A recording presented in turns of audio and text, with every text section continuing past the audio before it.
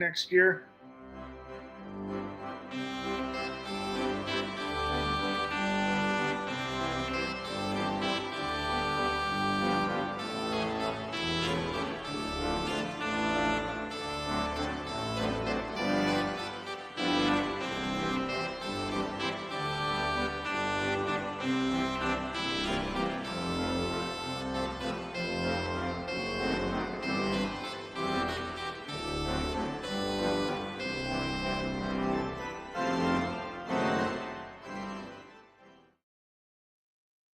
Good evening, everyone. Welcome to another episode on deck here on a Wednesday night. I'm Russ Morgan here with my man Finn Stanza, who's joining me during the playoffs. Got his Jays hat on. Finn Stanza, how we doing tonight? I was nervous in game one. I was nervous in game two. I'm not nervous tonight. There's no reason to be nervous until I see what this team can do. This playoffs has been very one-sided in the American League and the National League, so hopefully we see some fun baseball tonight. But no, doing okay. Hockey-wise, my hockey team in Montreal is doing great. My football team is doing exactly what I expected them to do, so there's no disappointment there, except they haven't fired their head coach. But there's a manager here managing tonight that if he doesn't manage a game, if he manages tonight's game as he did game one and game two, the series is going to be over tomorrow night. Yeah, I mean, I know I was. We spoke before. It's definitely the two teams with two of the teams in ALCS with the Brewers and the Blue Jays. What both got them there was being smart hitters and seeing pitches, working them out, hitting contact, had totally taken that out of their formula, and both being very aggressive. In the Blue Jays case, they're just not hitting. Yeah, there's no contact, and remember these are the two number one seeds, and I think the way they won their series, they feel like this. They felt like they literally, we're going to go on to the next series. We're at home, 2-3-2. We're going to pick up 2 wins at home, and it's going to be an easy breezy. The way they reacted to the series, because they seem to have dominated these teams in the regular season that they were facing. But unfortunately, now it's almost like the team that. So it's funny. The teams that were known for their home runs and known for the power, in terms of if you look at the fact that you have Rodriguez and you have Raleigh. Polanco's coming stronger. Rosarena is a good player, but like the two key guys are those two guys, Raleigh and Rodriguez, and then you have Naylor who's showing up, and then you have in the Dodgers series, you have Muncy, you have Teoscar who now has like almost the most home runs in the last 2 playoffs combined. He's getting very up there. He's killing the ball. Otani has like 5 hits the entire playoffs, and they're doing it without him. Mookie Betts has been okay, but the people that have been hitting home runs are actually hitting more for contact, and the team that should be hitting for contact actually can't hit the ball. So Contreras and like even yesterday, the Brewers scored the leadoff home run. Like where happened to the small ball? What happened with Vaughn? What happened with where's Yelich? Like where's the group there that the teams that were actually known for the small ball and known for the contact and the patience and the pitching and the great relief, they can't get to the reliever. So for example, Peralta, who was really, really good, had 1 bad inning. They pulled him out last night. Gosman doing well. They pulled him because of 1 bad play. Yosevich had 1 bad inning because of I honestly feel it was a bad call by the umpire walking Raleigh. But besides that, it was not that bad. And then all of a sudden he was good, and then they pulled him the moment. And the problem is when they rush these relievers in, you know it's going to be a long relief game. It's very frustrating. You look at what's happened with the Dodgers. The Dodgers have thrown out 4 pitchers in 2 games. Both their starters have gone a combined total of 17 innings. Yeah.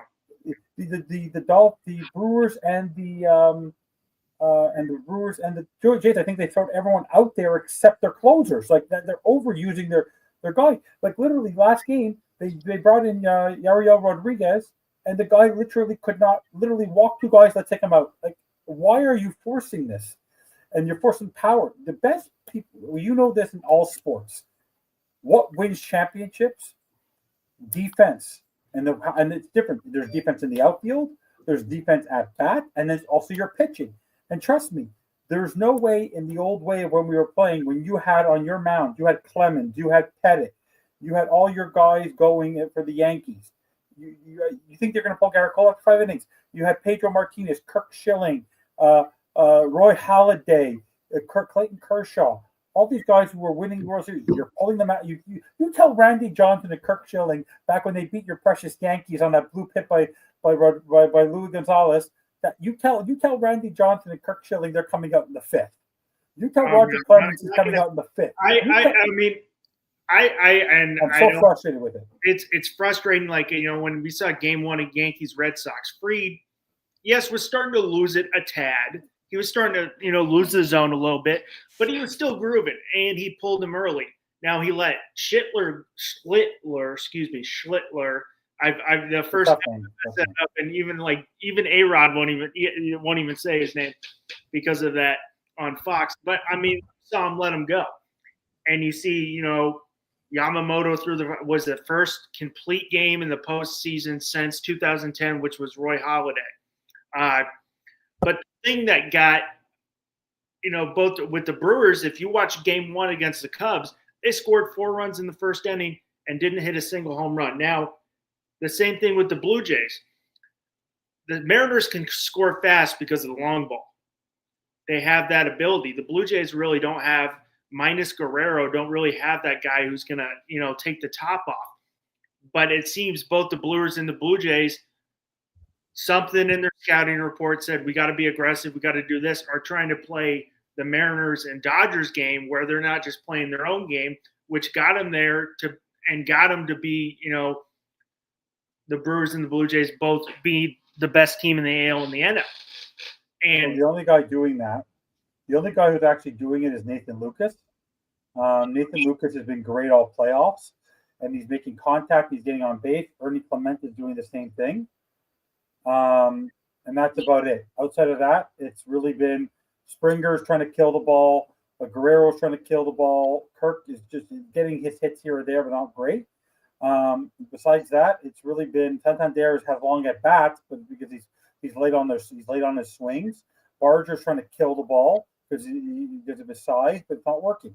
And Jimenez is never going to hit the ball hard, and that's it. Like, they're not doing much. They're struggling. I remember I was watching. It was Mike Mussina when Torrey was coaching, and he's got a complete game going. He's got like a 2-hitter. He gives up a hit, and Torrey starts walking out. Walking up the stairs, and you see Mussina like, no, you're not coming out. I'm finishing this game.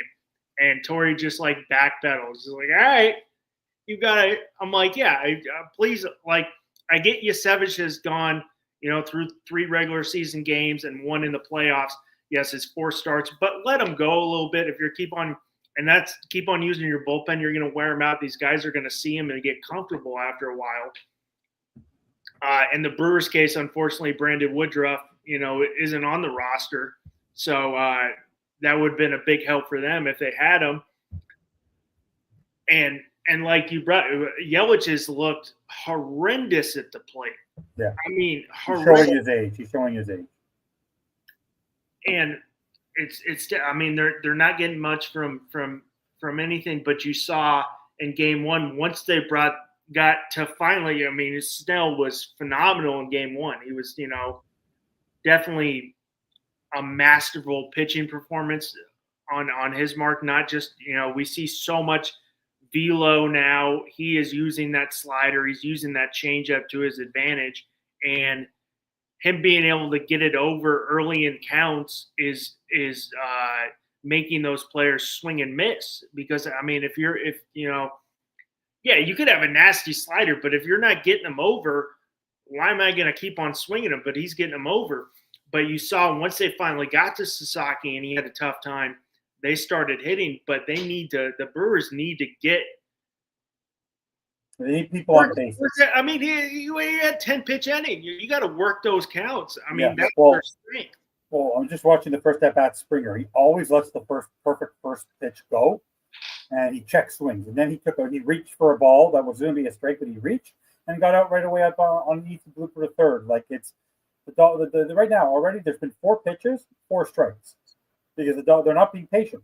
The Nathan Lucas just swung at a high inside fastball. What purpose? He's batting .412 in the playoffs, and he's swinging at nothing. They're going to be he probably will. He's a disciplined hitter, but that's what's happening. Like they're not being patient.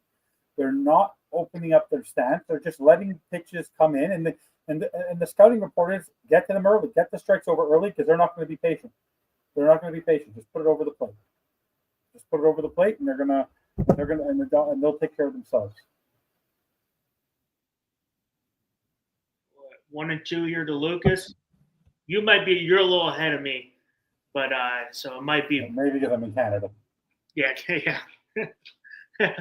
Right away. That's it. You're getting that really fast cable in Canada right now with the Jays. Yeah, right. And I was having internet issues before, but no, not a good start for the Jays right now. Not a great start.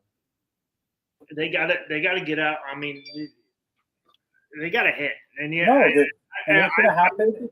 If Guerrero, they're not giving. I say this about football a lot. If you don't give your pitcher a lead, then he has to do all the work for you. And this is a game where they need to get out to a lead, and they need to put because it's not the crowd in Seattle, whether it's football or whether it's baseball. The crowd shows up and they're loud and they're nervous and they're clamoring for this. They haven't been there in 24 years. They want it just as much as you do. Yeah. And you need to show your muscle. You need to show your muscle here. The Brewers too. The Brewers for me. The problem with me with the Brewers, I really don't like the Dodgers in the way that they just buy their teams. But the Brewers obviously is a bud for me. I don't mind the small ball, but I really don't. Anything related to Bud Selig makes me sick. Right away, let's see if he can get there. Yeah, Guerrero just got to Guerrero. Luckily, you'll see what happens, but he's lucky there. He's very lucky. Yeah, I find Suarez is not a very good, not a good defensive. So I was hitter either. Did you see what happened? Did you watch it all the Jays game on game 2? Yeah, I watched it. Yeah. Did you see the play where Jimenez overthrew and then Suarez didn't get out of the way and the ball hit him and then went out of play? Yeah, I saw that. Talk about a guy who was not interested. You're talking about laziness here. Evan, you got fans here. Ben F, you're number 1. Well, Ben F is one of my employees. He knows if he doesn't come into the show, we're in trouble tomorrow. He's like, I got to make the boss feel happy. Yeah. Let's see if Santander can make his $20 million right now. I mean, give them a lead. The one, Suarez is terrible defensively. I was on another show, Yankees show, and we're talking trade deadline acquisitions. Guy was all over Suarez. I'm like, yeah, that's great. He can hit the crap out of the ball, but the Yankees have 6 guys who can hit the ball in the ballpark. Give me a guy who can play some defense. Yeah. But I mean, it's very poetic to see a guy who's Josh Naylor having a great series in Toronto. A guy who grew up 30 minutes from the stadium. I think it's Mississauga, if I'm correct. Oh, yeah, exactly. But you're going to notice in tonight's game, there's quite a bit of a Canadian contingent there, only because Vancouver is right above Seattle. So and now obviously being Canada's team, you'll see some good jerseys here, but they're falling. So far, they have been behind in every single at bat. They've been behind in every single at bat. They've been behind. Kirby's been ahead of the count on every single at bat so far today. It's really ridiculous. No patience. I guess Santander's got some pop, but him missing. Yeah, but he has a good record against Kirby, but that's as an Oriole. The man has not found his swing yet. He takes long. Remember, he did this with Schittler. He had 22 pitches against him, and literally, and the guy literally just was fouling everything off. He never got on base. See, look at that. Look at that swing. What a poor swing that was. I mean, you missed the whole year. Oof. Yeah, he looks awful. But, the problem the Jays have their bats have gone literally to sleep. It's going to have to be literally. They're going to have to. It's like in any sport. It's like a trap game where you have to basically suffocate the other team. You're hoping Bieber can throw a gem tonight, and maybe you'll get 1 or 2 runs. The problem for me is that no one in the Jays lineup. That was the number one thing for me with the Jays is that Bichette not playing. Bichette in the series, I think it's a different series to protect Guerrero. They don't have that. You have Raleigh, Rodriguez, Polanco. You don't have that with the Jays. You literally have Guerrero. Right now, Springer's not hitting.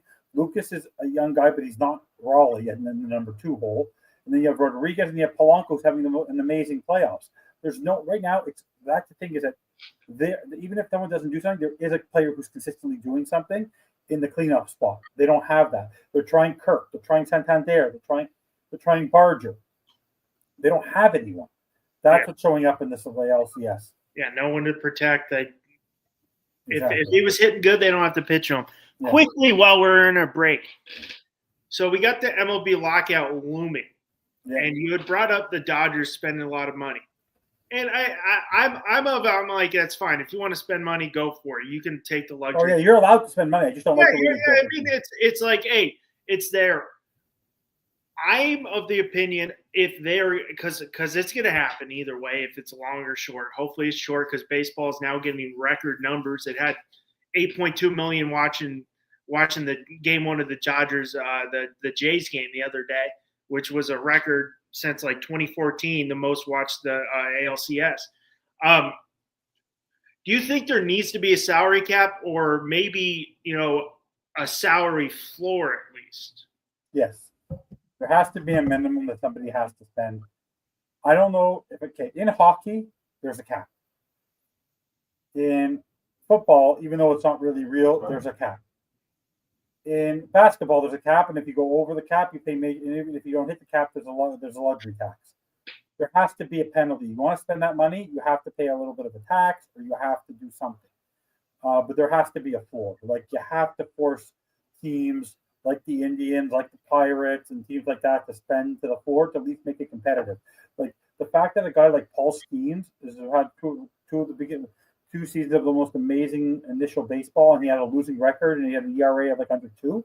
That doesn't make any sense. It's the same way with the Expos, where Guerrero won a Cy Young, and the team finished like 25, 30 games under 500, but the guy literally won like 19 games and lost like 5. Like it doesn't make sense how you can surround your team with competitive baseball. Skeens was 10-10 with a 1.97 ERA. That makes no sense. That makes absolutely zero sense to me.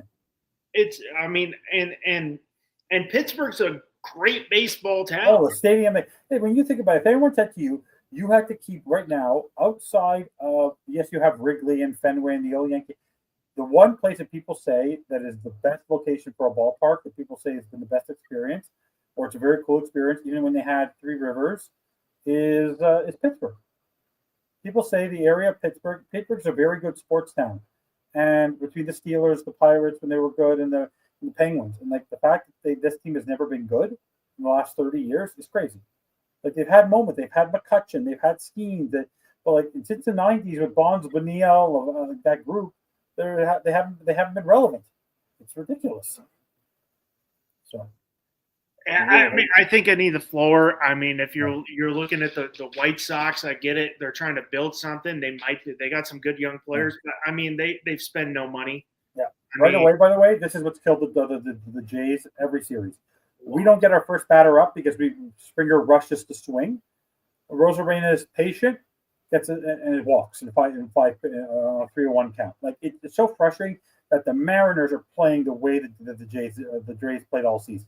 It's absolutely ridiculous. Remember, I said they're going to let the first batter up, and then next thing you know, Raleigh might kill it. The series. By the way, if they score runs in this first inning and they take like a 2-3-0 lead, series is over before it even begins. They don't even play game 4. The Jays are not coming back. If they fall behind in this game, it's over. I will tell you right now, it is over. What's your expectation? What do you want to see from how many Bieber goes tonight? Bieber has to go 6. It has to go at least 6 complete. He has to go 6 full innings. No pulling him in the 5th. I need at least 6 innings from him. I mean, that bullpen's with a lead. If it's tied and he comes out after 6, they will lose. He has to come out 6, and the Jays have to have a lead. The Jays don't have a lead, so they can go to their bullpen and bring in the right set of bullpen pitchers and be strategic to get through this game. Forget it. It's over. The bullpen's taxed from game 3 on of that. They've been pitching a lot, and obviously the first 2 games here. I think I've seen Fluharty every single game. Yeah, and you've seen Varland. And I get it. Fluharty's not like Tim Hill. No. So I mean, like I've seen him. I'm like I haven't seen. I get it. You're down, but what is the reason not bringing in Jeff Hoffman, your closer? Well, Jeff Hoffman's not going to come in until it matters because Jeff Hoffman is a home run machine. You need to make sure you have the right lead, and you can't bring him in early. He's not made to be a setup guy. He's a veteran. He needs to be where he needs to be. Right now, like this is the patience. They're throwing. He had an 0-2 count on Cal Raleigh, and he's trying to. Shane Bieber right now is trying to basically force him to swing at a bad pitch, and Raleigh will not do it, especially with who's behind him. And the problem is that now Bieber is 2-2. Does he really want to go to 3-2? And if he goes 3-2, he's going to throw him a cookie, and that's very frustrating for me. The last thing you want is 2 men on, but no out for Rodriguez and Polanco. You're guaranteed to give up a run. He needs to get Raleigh out here. Let's see what happens there. There we go. That's important. Big out. Big out. Yeah, very big out. Big very out. big out. I mean, Well, first. that's what Duke is there for. But this is the idea of a playoff. Like the problem is that the Brewer, even the Brewers, the Jays are not getting men on base early and starting to initiate a rally. The Mariners and I feel the Dodgers, whether Kike Hernandez, whether it's like if you look at the stats yesterday about who's hitting, they didn't have them hit, but Teoscar Hernandez, Kike Hernandez, Edmund, didn't matter who it was. They got on base to be able to create some runs and some movement. The Jays aren't doing that. He was late in the game, but at least they did something. But the Jays and the Brewers aren't doing that. The Brewers average throughout the playoffs, if you really look at their batting averages, except Torrio, who's 320, 143, 222 for Contreras, 192 for Yelich, 190 for Vaughn, 217 for Frelick, 227 for Durbin. It's Bowers 375, fine, but there's nothing there. And by the way, the averages are way down across a lot of the batters, but I can't get guys out. But even now, he's so slow to the mound, Bieber. Now this is small ball baseball. It's literally. Oh, Rosarina's gone too. Mm-hmm. Even if you're a little quicker than the mound, the guy's got wheels. I know. Yeah. Well, he didn't even have a chance there. Even when he threw the ball, he was already there. And also, that was a high throw. Not a good throw from Carter. No, it's very honestly. It's right now the playoffs for me. It would be very disappointing, and I feel like it's sort of like that feeling I think in the first round of the playoffs, like in hockey, where it's the best round in sports. I find the wild card series are strong, and so are the ALCS. If this goes into a sweep, why do we even have the ALCS? Because it literally you need to make these series. These are 7-game series, and all these other series are tight and nerve wracking. And there hasn't been a nerve wracking moment in any of the. Oh crap! Told you. There it goes. What'd I say? Series is over before I even blink. Series is over. Guys, series over. Give it to the Mariners. It's over. Yeah, I mean, the bet. Rodriguez just hit a home run, 2-run homer. I warned you. It's a disaster. I mean, that was let's just throw him a fat pitch to hit, too. Yeah. Fat. Yeah. The series is over before we even blink. They are not pitching around these guys. They're not trying. They are they're putting themselves in a hole, and they're asking for it. And the problem is that the Jays have no bats. Going down 2-0 is like going down 10-0. Yeah. Because Yestevich gave up a 3-run homer in Game 2, and they clawed back to 3-3, and then did nothing after that. The Jays are trying to again, now a gapper. Ground rule double. It's a disaster. Talk about a guy who's raking right now, who didn't get signed till almost the start of the year. Jorge Polanco is out of his mind right now. This is beyond the word frustrating, but the series I can't. If the Jays go, people were laughing. When the Jays won, I was happy and I was ecstatic, but I don't understand the blowing of the champagne when you win one round. I find that to be a little ridiculous. They don't do that in a lot of sports. And now people are going to go, and then the Guerrero, I loved it because it's funny to do it to your Yankees, but they were so cocky about it. Can you win? You literally won one round. One round. I get it. The Yankees did it after they beat the Red Sox. I was like, why? You're telling me George Steinbrenner and Derek Jeter would say, "Oh, we won the wild card round. Let's start." Jeter's, there's literally a story. They're talking about 2001. He's like, "Oh, it's such a great year. Your team was so good." He goes, "No, it's terrible." He goes, "Why? You won so many." He's like, "We lost the World Series. It was a terrible year. Yeah. We didn't win." Yeah. That's a bet. I mean, I get it. If you win the ALCS, you win the AL, pop the champagne.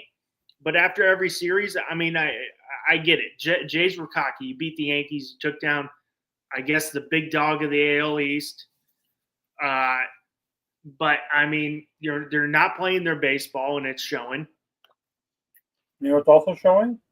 Isn't it ironic that the teams that are winning these series are the teams that had to play through the wild card, and the teams that got to rest and think that they won one because they had got a bye and they won one round are now playing like they've already won the World Series, like that the World Series was a foregone conclusion for them, which is ridiculous. I don't know how long Bieber's going. I don't know. How many pitches does he already have? Like he's really throwing a lot of pitches already. He got 17, but I'm like. But Yasevich had the same thing. The problem is they're not getting out of innings and they're struggling, and it's beyond the word frustrating. They're trying to throw crap at these guys now instead of throwing them cookies, and all they're doing is extending their arms and making their lives difficult. Like they're overtaxing themselves. It's unbelievable. They would be better off if this is what they got for what they traded for. Bieber, they didn't get Bieber to do this. Bieber is now his playoff start has been awful. It's absolutely he's been a big disappointment now. Like it's what you've done for me lately. I don't know if he's under contract for next year, but if he is, I wouldn't even sign him. No, he's been on a couple of 1 years. Yeah, he won't be a J next year. I mean, his time's starting to end up. Yeah. Naylor just struck out there. Got 2 outs. Got to minimize. This just has a bad feel to it. Like it's almost like how the Jays are hitting. It's almost like the Jays are playing checkers and these guys are playing chess. Like they're getting out to leads and they're trying to put the thumb on the scale. Now, how relaxed is George Kirby going to be going into the second inning with the middle of the lineup and a 2-0 lead? Like you're giving the game away before it even starts. You're feeling really comfortable. It really bugs me, and might just be me and really probably stupid. Eugenio Suarez, his hair is straightened like that. He's got the long. I'm like, what is this? Straightened hair? I mean, like, it bugs the crap out of me for some reason. I don't get people with long hair to begin with. I don't have any, so I don't get. I got very short hair. I might. I have hair, but not a lot of them. Yeah. So I don't. For me, people who grow the long hair. For me, man, I don't. I can never. My hair, when it's too long, it grows out this way. So I got like my Jufro going, but it only goes out on the side. So it starts looking. I start looking like a clown. Yeah. All right. I don't know if it's between Gausman, Yasevich, and Bieber. They've all done something stupid. In their like something they've given up these cookies, and it's like you can't give it up to a guy like that. We don't have a Julio Rodriguez on our team. We don't have a Cal Raleigh. We don't have a Jorge Polanco. Like they have 3 hitters who are killing the ball, and you're not pitching them smart. They're killing you in this series, Polanco and Rodriguez. They're killing you, and that's why I said, but no Bichette, you're in deep doo-doo. Yeah, I could definitely use Bichette's bat. His defense is a different story, but that bat. I don't care. His bat. It's the concept of putting in your best players. You're not going to win without your best players. Like you tell me that you had Garrett Cole in your series and you had a healthy Garrett Cole. It's a different Yankees Jays series. If they had Garrett Cole, they would have won the division. They won the AL East. They would have been playing right now. I've also told people. Pre-injury to Garrett Cole, if the Yankees ended up signing Juan Soto, that pitching staff would have been terrible because you wouldn't have signed Max Fried. You wouldn't have signed Bellinger because you would have had to give Juan Soto $760 million when he made 5 more with the Mets. But 2-0 Mariners right now. Jays down. Brewers down 2-0. Lost first 2 games. After 2 masterful, pitching performances from Snell and Yamamoto, and definitely, I don't like the Dodgers at all. But to see old school baseball letting your starter go, and I know this frustrates you, is the quick hook. And I was waiting for Dave Roberts to do that. I'm like, hey, you gotta. Snell's 7 innings in. I'm like. You just got to keep on rocking with him. Until he shows you a crack, go with him. You win or die with your starter. And It's interesting. I'm looking at what's happening right now, and I'm looking at these games. And the Jays are a very analytical team, and I feel like the analytics are getting in the way of baseball. It's like the famous Moneyball, which we talk about often, is yes, there's certain times where analytics can get you through the playoffs, but baseball gut takes you through the playoffs. And the analytics go out the window. Oh my God, this guy pitched 75 pitches. A lefty's coming up. I better bring in a lefty for that one hitter. Are you kidding me? In the early 2000s, 90s, 80s, you never allow that to happen. You're not taking out Dwight Gooden. You're not taking out Randy Johnson. You're not taking out Roger Clemens. You're not taking any of these guys out. Like, are you crazy? Are you crazy? You couldn't even take out Andy Pettit to throw us through. Like, oh yeah, let's tell John Smoltz, Greg Maddux, Tom Glavine, and Steve Avery they're coming out of the game. Yeah, I mean, some of those guys you would say they would yell and say, "Go back in the dugout. I'm going." Like, you get back in. Like, you're not taking me out. You can go back in. But I mean, we don't see that a lot nowadays. I love it. I hate it, but also love it. I don't even have a dog in the fight, and I'm on pins and needles because I love October baseball so much. Yeah, but I like October baseball when you allow your pitcher to have a dominating performance. Yeah, I mean, Gosman, he had his bumps, but I mean, the bullpen is taxed. You got to let him go. Yusevich. Like Tarek Skubal, I didn't care what happened in that Tigers game. If I'm them, I let Tarek Skubal pitch till his arm falls off. This is the guy. Kirk's got to get going because he's done. He just had a good hit, but Naylor just made a good play. They're not going. They're not going. This team. He needs to start seeing something because he needs to start get going, especially. He got a good hit there. The problem is that he's a late swing. That was a very late swing. Like, use your power. What are you hitting opposite for? I said baseball is the only sport in the world you could be offensively hitting great and be 0 for 20. You could hit the ball on the nails every single time and be 0 for. But when I was talking to Jabba, we were talking about analytics. I'm like, and I'm with you. I see a place of analytics in baseball. It's, come on, 40 to 50%. But when you get into October, that's got to go out the window. You know, you got to play with your baseball gut. And as we've seen, which I didn't think the Jays would do it or the Brewers, because especially with the Brewers, they have, Pat Murphy, who's a very old school guy who's been around. Yeah. Both guys been around the game for a long time, have been playing more analytically. And the two teams I thought would play with more analytics are playing old school. Yeah. But right now, the way Barcelona, all you have to do with these Jays is put a high inside fastball. They're going to swing and pop it up. Like, this team is so predictable. It's like almost like this game is like fixed. Like, they know what they're going to do. Like, the Jays continue to are not doing this. Like, why are you giving Julio Rodriguez a cookie, but they're giving Guerrero outside junk? Like, come on, wake up. Like, they're giving these guys high junk because they know they're going to go for it. Because the problem is that the Jays are looking for a spark, so they're not willing to be patient, even though it's a 9-inning game. The game's not over till it's over, but the way they're hitting, plus also the bad luck for them, is they changed their hats. They went to this powder blue. It's the first time since the Rays series, before the Rays series, when they're playing the Red Sox, or was it the Yankees? I think they're playing the Red Sox. They changed their hat. They were wearing this hat the entire almost a month. Like, I don't understand. Barger just hit the ball. He didn't hit it so hard that his helmet has to fly off. He hit it like 150 feet, and his helmet goes flying. They don't wear helmets that fit your head. They are lost. What's his count? Well, they got to be like 23, 24 pitches by now. Yeah, he's already up. He's not going to. He won't make it the way he's going. By the way, the way they're going, you know what's going to happen? He's going to get out. He'll have an easier inning in this inning. He might get a 1-2-3 with the bottom there. Was it 8-9-1?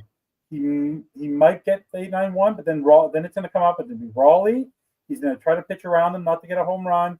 then Rodriguez will get a walk, and then Polanco will bring them both in. Like it's going to be one of those. Like it just the game could be over by the bottom of the third. The way Bieber's pitching, the way they continue to pitch the way they're pitching, forget it. And I honestly feel like now going the Mariners. Sorry, not the Brewers. I don't see them going to LA and picking up 3 wins. Not a chance. No. I see them getting 1 if they're lucky. The way they're playing. Yeah. I mean, and you've got Glass now, who's looked great in his appearances so far out of the bullpen and starting. We'll see what Ohtani does on the mound. He's going to give you 6 at most with his injury. What I don't understand is what these teams do not realize is that you allowed a team from out west to come out, play earlier baseball on a time change, take 2 games from you. So now you have to go back that way and literally play for your playoff lives. Like, even if you took 1, give them a sense of, but you let these teams walk into your building and mop the floor with you. Like, this is not, what have you done for me lately? Like, honestly, if they get swept here, the Jays, if I'm Rogers, if I'm the Rogers family, or the owners of Rogers, the owner of the Jays, I may not want to keep just because they made it as far as they did. I'm not so keen on Atkins and Shapiro and Steiner. If they did this, doesn't matter what you did with the Yankees. I'm not going to be happy with this performance if they lose 4 in a row. That's not what the expectation was. No. I mean, they're best team in the AL. You lose 2 in Toronto. You want to lose? You lose the game. You lose a series for 4-3 or 4-2 in a very tight series. But if you get mauled like this, I mean, a visiting team coming in, all their mindset is take 1 out of 2. Take 1 out of 2. And you gave them 2, and they took 2. So now they're coming home. They're like, they could take a game. That's fine. But I mean, you take 1 out of 2. You flipped home field advantage, which both teams have done. Who's this? No, this guy. I don't know how this guy's a DH. The guy is literally off them. I don't know what did they not find a guy? Like they can't find 1 designated hitter in the Mariners lineup. If they put this guy up just because he's a lefty in puzzle. Yeah, I don't know who else they got. But honestly, they don't need anybody. All they need is 2, 3, 4, 5, 1 to 4 hit. That's all they need. They need 4 batters to find to do their job for them. It doesn't matter what the 5th, 6th, 7th batter do. It doesn't matter. Like I just said, it doesn't matter. So yeah, it'd be Canzano or Mitch Garver, who had a big hit the other day too. Yeah. No, but honestly, it's depressing because I didn't want to miss a pitch of the Yankee series, and I even the Cup series against the Brewers and the Tigers against the Mariners. Oh, it didn't matter what series was going on. This and the Dodgers beat the Padres. These series were competitive series. You did not want to turn off the TV. You wanted to see every series. This, you could disappear for 10 minutes. You're not missing much. There's zero. I love the ALCS and the LCS. I love the playoffs. This has been one of the most pathetic ALC and LCSs I've ever seen. I turned off. I told you. Now Bieber's in his groove. After the 5th hitter, after the 4th hitter, he's fine. He can't get, but the 5 through 9, he'll be fine. It's literally 1 through 4. Problem is he already gave up 2. And he's pitching these guys, but that's my point. Yusevich is the same thing. They're pitching the bad players the way they should be pitching the good players. Like make them swing at bad pitches. Mix it up a little bit. Talk about turn off. I don't turn off playoff baseball ever. And I was tired last night, and I was like, all right, I'm going to sleep. Like, this game's over. Yeah. I would sit there. I've watched every single game till 11:30 at night, 12 sometimes. And this, I'm like, it's 4-1. This team's doing absolutely nothing. Yeah. I meant to ask you, what was your reaction to with still 2 years left on his contract, all of a sudden for Mike Schilt just to retire? I don't know if you heard about that. The Padres manager just said, "I'm retiring." My reaction was I was surprised. Yeah. Padres have been very competitive. They have a great relief staff. Like, why would you want to leave that? Like, I always found them a little bit of an oddball the way he is. Like, I understand like Brad Snedeker is going up into the Braves front office. I don't think they named the manager. Have they, the Braves? No, not yet. But this, like, well, if I'm somebody, didn't Bob Melvin lose his job in San Francisco? Melvin was he went from the Padres to the Giants. I think the Giants fired him. Maybe he'll end up back there. See, yeah, he literally just struck out the side. By the way, he struck out the side literally in like 10 pitches. Not like 10 pitches, maybe. And now the guy literally in 9-10 pitches. Now, like, oh, so now you're pitching well, Bieber? You have to take 2 runs in? Like, are you kidding me? Now we're gonna rely on Clement and Jimenez and Springer to do this? Are you kidding me? Or if this is their inning. They bet. By the way, this is the inning because if they don't get them there, 7, 8, 9 they got. If they don't score here, it's going to be game over to me. Like I already said, it was game over. If they don't win here, then you got Rosarina, Raleigh, and Polanco. You have it's the start of the game again. And by the way, I don't see him. The way he's pitching right now, he looked great in the second inning. I don't see him getting to these guys again. If he gives up any run against these, he will not see the rest of the lineup. He'll be done after 3. He'll be done after 3 innings, and then and then the game is over. Because if they don't, I told you, if Bieber doesn't go 6, it's game over. Because the relief needs a break. You need the hitting better show up right now. See, that's what frustrates me. Even if Bichette could not run, I would have kept him in the lineup and sat Kiner-Falefa and put Springer in the outfield if you had to, and bring Schneider in as a backup in the infield or something. And I would have had him just as a bat, like a Kirk Gibson type.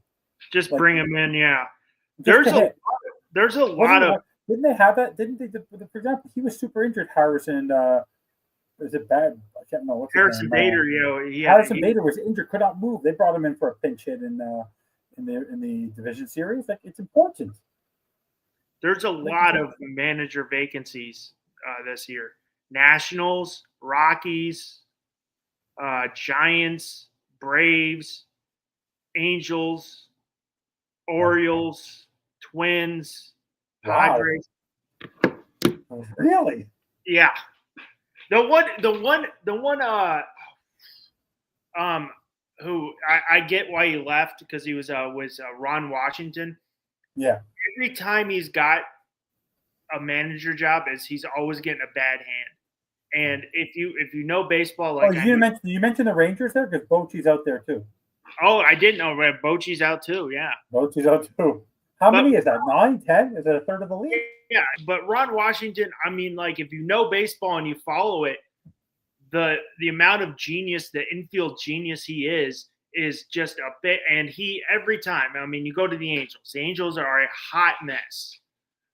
And Trout, I never asked you this. I think Trout will go down as one of the greatest talent failures in the history of baseball. How does a guy have a career the way he has at the start of his career and literally do nothing with the career? Like, literally, he's accomplished nothing in his career. I think it's partially his fault. He should have never took that contract. Yeah, but it's partially the Angels' fault. They're never putting it around. This could be one of the best players we've seen in baseball, especially before, when he was coming up. He's great. And half of the country doesn't even get to see him because he's in Anaheim, and every single game's at 10 o'clock at night. When, Dolphins Thirsty, when he started this show with me last year, he's like, I love Mike Trout. I never see him. I'm like, yeah, the game comes on at 10 p.m. I mean, you watch a highlight, but I mean, so nobody see him, and they've made the playoffs once in his career. Did you ever want him to be? Did you ever want him as a Yankee? I'd love him. Would you take him now? I'd take Mike Trout now. He's by the way, I've always wanted to ask this. Do you think the Yankees and all the facial hair on all these players is to make up for lost time? Like, I feel like Trent Grisham looks like he's 100 years old, but he's probably like in his mid-20s. But that mustache is so full. It's like I miss the babyface Yankees. It's Trent Grisham's like 31. Roll. Wow. How ridiculous. Huh? Jimenez just went Yahtzee. Jimenez went Yahtzee. Okay, explain this to me. Okay, guys, Andres Jimenez hits near the Mendoza line. The Mendoza line. Okay, and obviously you're a smart guy. You know who Mendoza was. And literally, you know what team he played for? No. Mario Mendoza played for the Pirates, the second baseman for the Pirates. Okay. Right? He hits just above the Mendoza line, which is bad, and like an average of just over 200. The guy was brought here for his glove, and you're telling me that Springer, Guerrero, Barger, Santander, you're asking your 8 and 9 hitters to do this. Your 8 and 9 hitters to do this. That's ridiculous. Remember what I said? If they don't do that, if they don't score in this inning and make it important, it's critical. That was ginormous. It's a 0-0 ball There's no outs. They need to get a lead. They need to pile it on. It's the start of a new game. Springer needs to get on base. Lucas has to get on base. But look how he's swinging. Look, doesn't Springer look like what happened to this guy? Like he's swinging out of his shoes. Whoa, he fell into the other box. Yeah, like he's trying to kill the ball. Just get on base. It's like a new ball game. Like the game just started again. Just get a base now for sure. No, he's trying to kill the ball. It's frustrating to me no end. He had that open, led the game off in a home run. Hasn't done anything since. Nothing since. And he's a leadoff designated hitter. I think it makes absolutely zero sense. And also, I mean, like, get to this. We have to get to the bullpen. Yeah.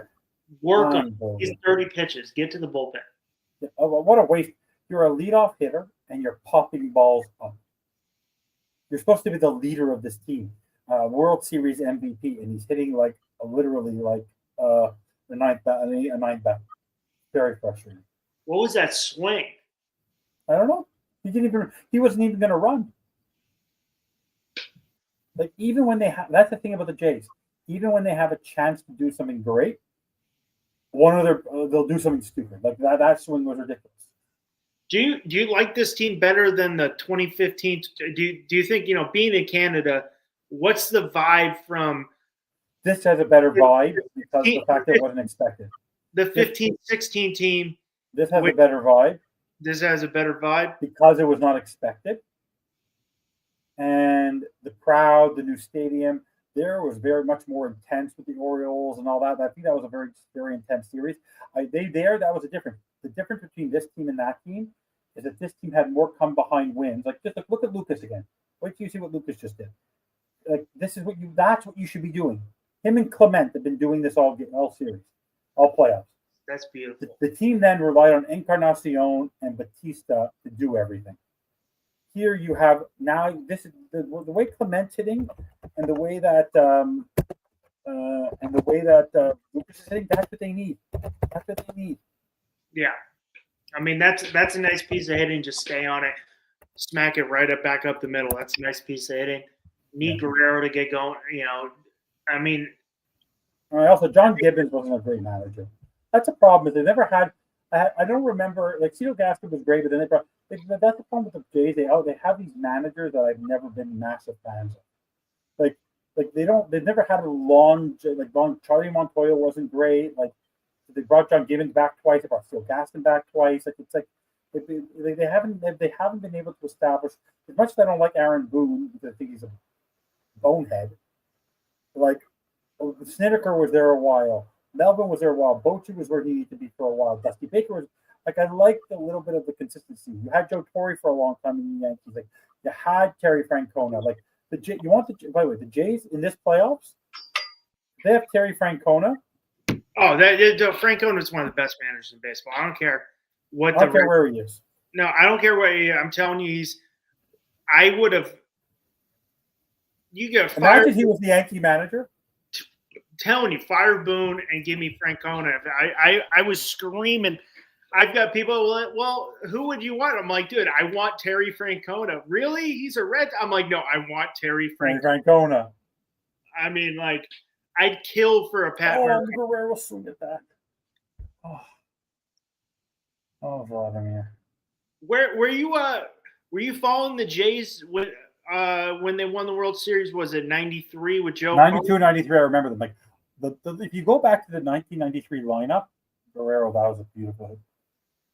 Beautiful hit, Guerrero. Oh, will Lucas make it home? No. Second and third. Oh. Could have gone over. No, yeah. So I want to give you. Do you want to hear a crazy? You want to hear a crazy lineup of 1993? I can do it off the top of your head. Ready for this lineup? Ready for this lineup? Not hitting, not pitching. This is the hitting lineup.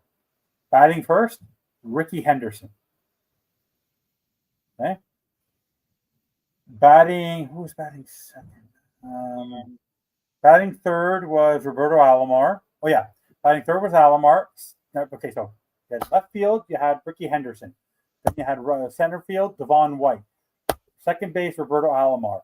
Number 4, left fielder. Sorry, right fielder was Henderson. Left fielder, Joe Carter. Designated. Then batting 5th, John Olerud. Batting 6th, Paul Molitor. Batting 7th was what's his name? Tony Fernandez. Batting 8th was I don't remember Ed Spray. Batting 9th was Pat Borders. And I go, that's a lineup. Like when you figure it, where do you go? Between Henderson and Devon White, you have speed. Then Alomar with contact. Then you literally have you have Joe Carter for power, John Olerud for contact, Paul Molitor for contact. Like it was like that was a contact team. Yeah. And you had Juan Guzman and you had like all these guys pitching. It was just like it was a phenomenal team. Yeah, but and the '94 team, but my '94 Expos team, that was a team. Oh, that was what was the start when the Jays became a franchise? 1970. Okay. 1970s. 70. Yeah, the Expos were there. The Expos team, yeah, that 1995. I only know that team from obviously knowing baseball. You would have a lot if it wasn't for the Expos. Okay, if it was the Expos, you may have not won in '96 because you wouldn't have had Wetland, and in '90, and you would have won a few more World Series against the Red Sox if they didn't have Pedro. Right, Pedro was who was your daddy for you guys. Like Pedro, not a Red Sox, you win a few more World Series. You don't think? Yeah. Pedro was a Yankee killer. Besides 2003, with this great "Who's Your Daddy," and they are his daddy. Yes, he beat us, a couple times, but it's the same thing with the Yankees. In the '70s, in the '80s, the Royals were their farm system. Yeah. Let's take everything from the Royals, and I mean, I know people outside of Canada, and I think that it's not going to happen, but they do need to get baseball back in Montreal. If you know baseball, it is a baseball town. Yes, hockey's always going to dominate because it's Canada. You think Canada, you think hockey. But I hate Santander, by the way. Guerrero hits a home with second base, and he hits a little thing to nailer. Like get a little bit of contact, a pop up to center field to bring in a run to take a lead. Now you're relying. They went from Noah to now they're going to relying on Kirk, who has done nothing. Done nothing. This is the difference between the Jays having confidence in Bieber being able to go 6 with confidence against the top of the lineup versus going out with white knuckles because he has a tie game versus a 4-2 lead. A little blooper into the outfield. Guerrero is going to go home. Guerrero will go home the moment it hits the outfield. And I think that gets him going too. If Guerrero, like you said, I agree. If Guerrero goes, this team goes. He's the lifeblood of this team. Anthony, I didn't understand they picked Santander. I would have picked. I don't know who I would have played, but I don't even understand. That's the problem. Who do you put? They had no cleanup hitter tonight. They literally had to just pick out of a hat. 3-0 to Kirk. Do you wanna? Who's coming up? Varsho. Yeah. No, he's gonna. That's the problem. Is that I'd wait on 2 pitches here unless something looks good because you want Varsho righty lefty. You're fine. Yeah, I don't know who they play. With DH. I mean, would you move a Calefa there? No, Calefa is not a good enough hitter. No, in the lineup to DH, but it's yes, Santander is looked. But I think that don't you think the DH is being misused? Like now, the DH used to be you bring in your strong hitter like David Ortiz. Now you're putting George Springer as your leadoff hitter, as your designated hitter, just so you can not put him in the field. Designated hitter used to be a strategic role. Now it's not. I mean, I guess you got Springer as your DH, but I mean, all right. Watch this. You know what they're going to give? They're going to be pitching Barton Varshall high and inside this entire at bat. High and inside. This is huge for the Jays. Just get a hit. Just get a hit. Get a hit. Confidence. Bieber, it's going to give you some life now. Hey, now our offense is going. Now we've got a lead. Bieber is going to have to. Oh, I'm going to have to make every single great pitch, and he's got. Because I don't think the Jays, if the Jays don't do something great here, I don't know if they have another inning like this, like where they're going to have this opportunity with bases loaded. I mean, you're going to have Cal Raleigh coming up. You're going to have Jorge Polanco. But this is a third. Like this is almost like a 35 pitch inning for this. Maybe like a 35. Yeah, he was at. I think 12 or 13 pitches. He was at 30. Do not swing at the first pitch. Do not swing at the first pitch. Do not swing at the first pitch. He was at 30 at the end of 2. Or 24 at the end of 2. By the way, be patient here. Walk is as good after that pitch. Walk is as good as a hit. I will say Raleigh is really good behind the dish. He doesn't let anything by. Raleigh is very good behind the dish. Yeah, he's. I think he let his first pass ball all season in the playoffs. Regular season, he didn't allow one pass ball. How is it possible? How does the catcher play that many games not give a one pass ball? Oh, what are you swinging at? Oh, huge. That's worth him taking a bad swing. Oh, okay. There you go. I'll take that. I'll take that. Yeah, hey, right now you take anything you can get. What happened here? Why did they put Barger? What happened to the... Oh, sorry, never mind. But what happened? What was he? Well, look at that. What was he swinging at? Did you see that swing? That pitch wasn't even near the plate. It bounced 5 feet before the plate. What was he swinging at? Varsho really needs a base hit right here.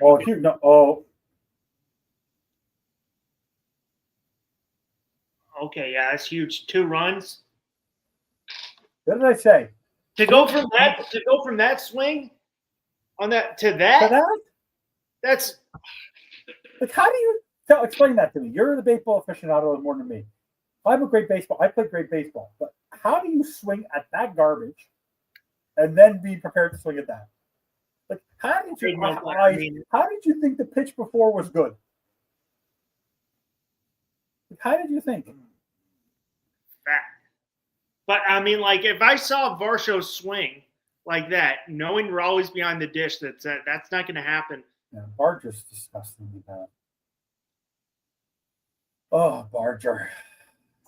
That's a good inning. I would have played kind of Falefa the way the guy's playing, the way the guy's hitting. That's a very good inning. Yeah, and also who started it? The bottom of the freaking lineup. Yeah, Ernie Clement. Ernie Clement. Like, by the way, isn't that like the best name for a player? Like, that's a baseball name right there. It's Ernie Clement. Like, you hear Ernie the name Ernie is synonymous with baseball. By the way, I think Ernie Clement is one of all the players, you hear his name, you go, that's a guy who deserved a World Series. That's it. That's just there's few names that when I think baseball. My brother, I got one brother. His name's Joe Morgan. It is not. It's Joe Morgan. Wow. Oh, wait, this is funny. Did your parents do that on purpose? I think that was my dad said in some name. He was going to be Ernie, actually. And then my mom said, no, we should go with Joe. And we're not obviously Reds fans. I was like, Joe Morgan, that's a great name. But considering the fact that you're from out west, but have you ever gone to the Hall of Fame? No. How not? How have you not been to Cooperstown? Never been to Cooperstown. So my cousin, one of my close cousins, he was in town this past weekend. He lives now in Toronto. He's originally from Montreal. His dad said to him a couple months ago, because both of my cousin's kids play baseball, I want to be able to, on Thanksgiving weekend, I want to bring my grandsons to Cooperstown. Oh, that so would be they drove awesome. to Cooperstown, 3 or 4 half hours away. I haven't been there like in 25 years. That'd be awesome. They went there. They took them for a tour. Doubleday was closed because it was raining and it's a little cool out. But right when you walk in, you sit through the 17-minute video about the history of baseball. Literally, in 17 minutes, you learn about everything from the beginning to the end. You have Willie Mays talking. You have the Luke Gehrig speech. You have Hank Aaron talking about breaking the home run records and all this amazing stuff. It's the most amazing thing. And they got to walk through the women's league, and they got to go see all the players they wanted to go see. Like, they got a little restless at one point because the kids were tired, and my cousin's dad is a little older. But my cousin said he could have spent 3 more hours there. Like, if you ever, I'd love to go back one day. Maybe that'd be cool. Fly down. I'll drive to 3 hours. You fly to Albany. I'll pick you up at Albany, and we'll go to Cooperstown. I would love to. I know you'll like this one. And for you, like that, is that a bucket list item for you? Yeah, that I want to get to Wrigley. I want to see another. I'd love to do Wrigley. I want to get another game at Fenway. Never been to Fenway. I've been to Fenway, just not at a game. Yeah. You went for the tour? I've been did the tour. So that was great. Got to sit. I was in Boston for a Celtics game. My brother's used to be a Clippers insider, and so he got us free tickets to the Celtics games because I'm weirdly a Celtics fan. Well, my brother-in-law is the weirdest fan in the world. He's a Tigers fan. He's from Montreal. He's born in Israel, but lives in Montreal most of his life. And he's a Tigers, a Red Wings, a Bears, and a Celtics fan. I got it. He's a huge Celtics fan. The reason my grandfather was a Red Sox fan. He loved. I know. I mean, I listened to the stories of him watching, Gehrig and Williams and all the greats. He used to play in the band for the St. Paul Saints, who weren't even a minor league team at the time. Now they're a AAA affiliate. And I used to just listen. So it's the reason, I love baseball is because of him. But I know you'll love this story because I know you love Seinfeld, so you probably love Curb too. And it's later in the season, and they're in New York. And Larry David's fighting with, he's got some woman he's going with Rosie O'Donnell, getting the same woman. And they go to Cooperstown, and he's got his little pill right here, and he bends. Sorry. And it falls out, and he goes, "You juicing, Larry? You juicing?" No. Oh, he's the best. Honestly, it's one of the best. The best scene forever. No, I'll even tell you that the best scene in Curb Your Enthusiasm is when Larry comes back to comes home. He's been away it was early in the years of Curb. Comes home after a comedy stint in New York. Comes home to LA. Goes to visit his dad, and it goes, "Where's Mom? She didn't want to bother you. She died. When she died? Monday." And the best is that his cousin, who lives in New York, was at the funeral. He didn't tell him. It's just like that stuff is just amazing. It was a beautiful eulogy. Well, she told me not to bother Larry, and I didn't want to bother Larry, and to let. I'm like, yeah. Oh. Yeah. By the way, do you happen to notice what did I say if they took a lead in the third? What the confidence Bieber would have with his stuff? His stuff's looking good. Now his stuff looks good because he's doing what he should have done at the beginning of the game. But the Jays had to give him a lead. Give Bieber a lead. He'll play defensive baseball. He'll pitch outside the numbers. He has nasty stuff. I just don't like the mustache. I don't get everybody with pure mustaches. Like, I don't get it. I've never been able to get just a pure mustache. It drives me bananas. So you want to hear my take on the facial hair with the Yankees? So that's a crappy thing. Once they were, that's a base knock. That's not great. Once they overturned, that's not on Bieber though. That was just like a. Yeah, that's just a fluke. Yeah. Once they overturned that facial hair rule, what happened with the Yankees? They said Garrett Cole went down, Luis Gil went down. It was like, this is just George, just like, no. And in hockey, there's a rule. By the way, there's a guy named by the name of Lou Lamoriello. Lou Lamoriello, even when he coached the Devils, even the Devils, when they won their Stanley Cups, they couldn't have facial hair. No facial hair, even in the playoffs. Like, and this is hockey. Like, you're playing for months. You don't have time to shave. Like, no facial hair. It's if a superstition works, a superstition works. Can you please get Polanco out? Like, silence his back. Silence his back. If the guy gets on base again, I'm going to lose my mind. Oh my! Thank God.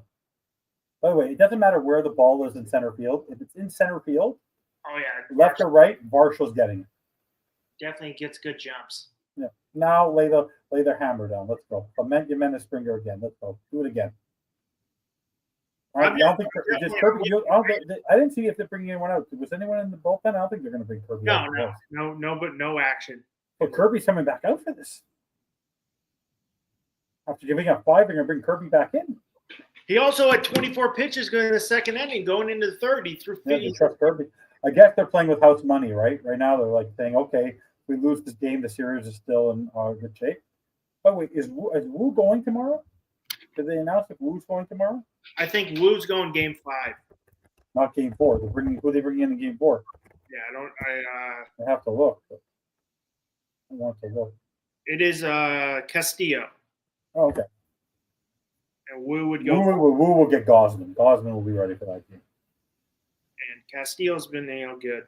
The cool part about the dog, any concern they have about anybody though, Bassett's there. Because Bassett got his rehab start like the last game, like he pitched very, very well. So Bassett's ready to go. The thing for Bassett though, he's really not a great road pitcher. He's a much better at-home pitcher. So if they need him, they're going to save him for game. Hopefully they can get back to game 6, unless they're desperate in game 5. But the Bassett's good out of the pen. That's what's important.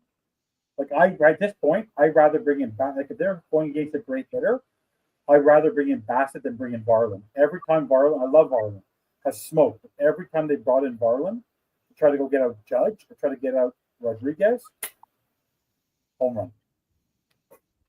So no more smoke. I don't want that anymore. Yeah. So what's your gut? What's your gut for this? Did you have when you started the playoffs? I never asked you. Or when you started the playoffs, did you think your Yankees were going to make the World Series, or you didn't have faith in them? I didn't have faith. So who did you think was coming out of the American League? American League, I had no effing clue.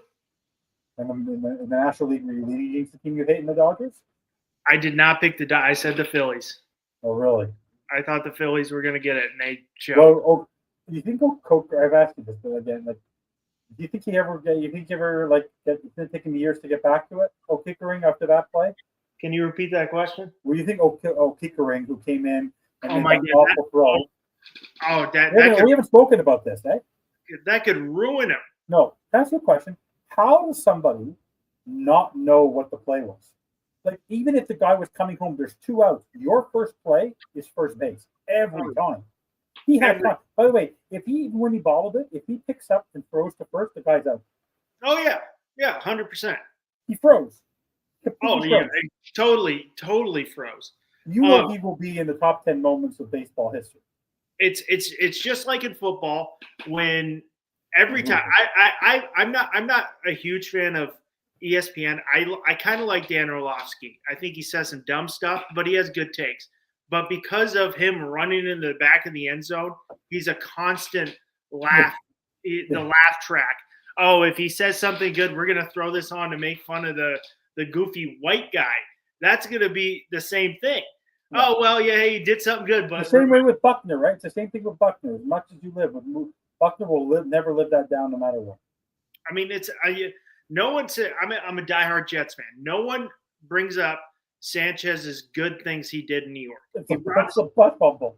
He was brought us to back. He's got a winning record in the playoffs, but it's one play everybody brings up. I'm like, if you go in it, was very good with the Jets, but they bring up the butt fumble. Oh, for me, I don't care how good he was in Oakland. What's the one memory you have of Jose Canseco? I have one visual memory of Jose Canseco. The ball off the head, home with run. The Rangers, the ball off his head, out. Right? Oh yeah. You're always going to be remembered more for what you did poorly than what you did great in baseball. Your errors will always be greater than come on, swing the bat, and then like he not swing at the last 2 pitches. How do you keep your bat on your shoulder? How do you keep your bat on your shoulder? Watch this. How do you keep your bat on your shoulder then? I still say he leaned in. Like he leaned in. As all the great players in that Dodgers lineup, there's only one guy who truly scares me. Oscar? And it's not Hernandez and it's not Shohei. It's Freddie Freeman. Oh, yeah. Is the one guy who scares every time he steps. You know who's scaring everybody in the playoffs? It's not him. It's the guy who gets on base, and that's PK Hernandez. And the guy gets on base every single time. He's the biggest pain in the ass you've ever seen. He's that guy on a team that you want to punch. Because he's very frustrating as a player. He's a player that you cannot stand, but you take him on your team every day. Oh yeah. My dad's best friend, he's from New York. He's a diehard Mets fan, and you know Mets fans, they're nuts. He's probably still in a coma right now. My dad. No one, not like what's his name? Not like the guy at Tank, Frank. No, Frank. The guy at the Tank, the guy who's a big Dolphins fan, big Devils fan, big Mets fan. He's on all the podcasts. Oh my God, what's his name? Frank the Tank. The Frank the Tank. Yeah, Frank the Tank. I think the guy who's on Barstool. Yeah. He was off the right away. I forget his name. Yeah. He was on Finn's TV. He was on the Finn's Baseball podcast a couple days ago. His fandom is way out there. Yeah. The men, now they're swinging the bat like goofballs again. Now they're swinging at garbage. Kirby's back in the groove. But my dad's best friend. He's a Mets fan. He watches 162 a year. Mazel tov. Mazel tov. Mazel tov. Well, yeah, I mean, he does a lot of stupid stuff his first two at bats, but he does Why? Well, let me ask you. You're a leadoff hitter. What are you trying to kill the ball every time? That worked because it touched 2 outs. But why can't you get on base? That wipes away his first two. I love it. But the jacket. The jacket's so much better than the Trident. Eh?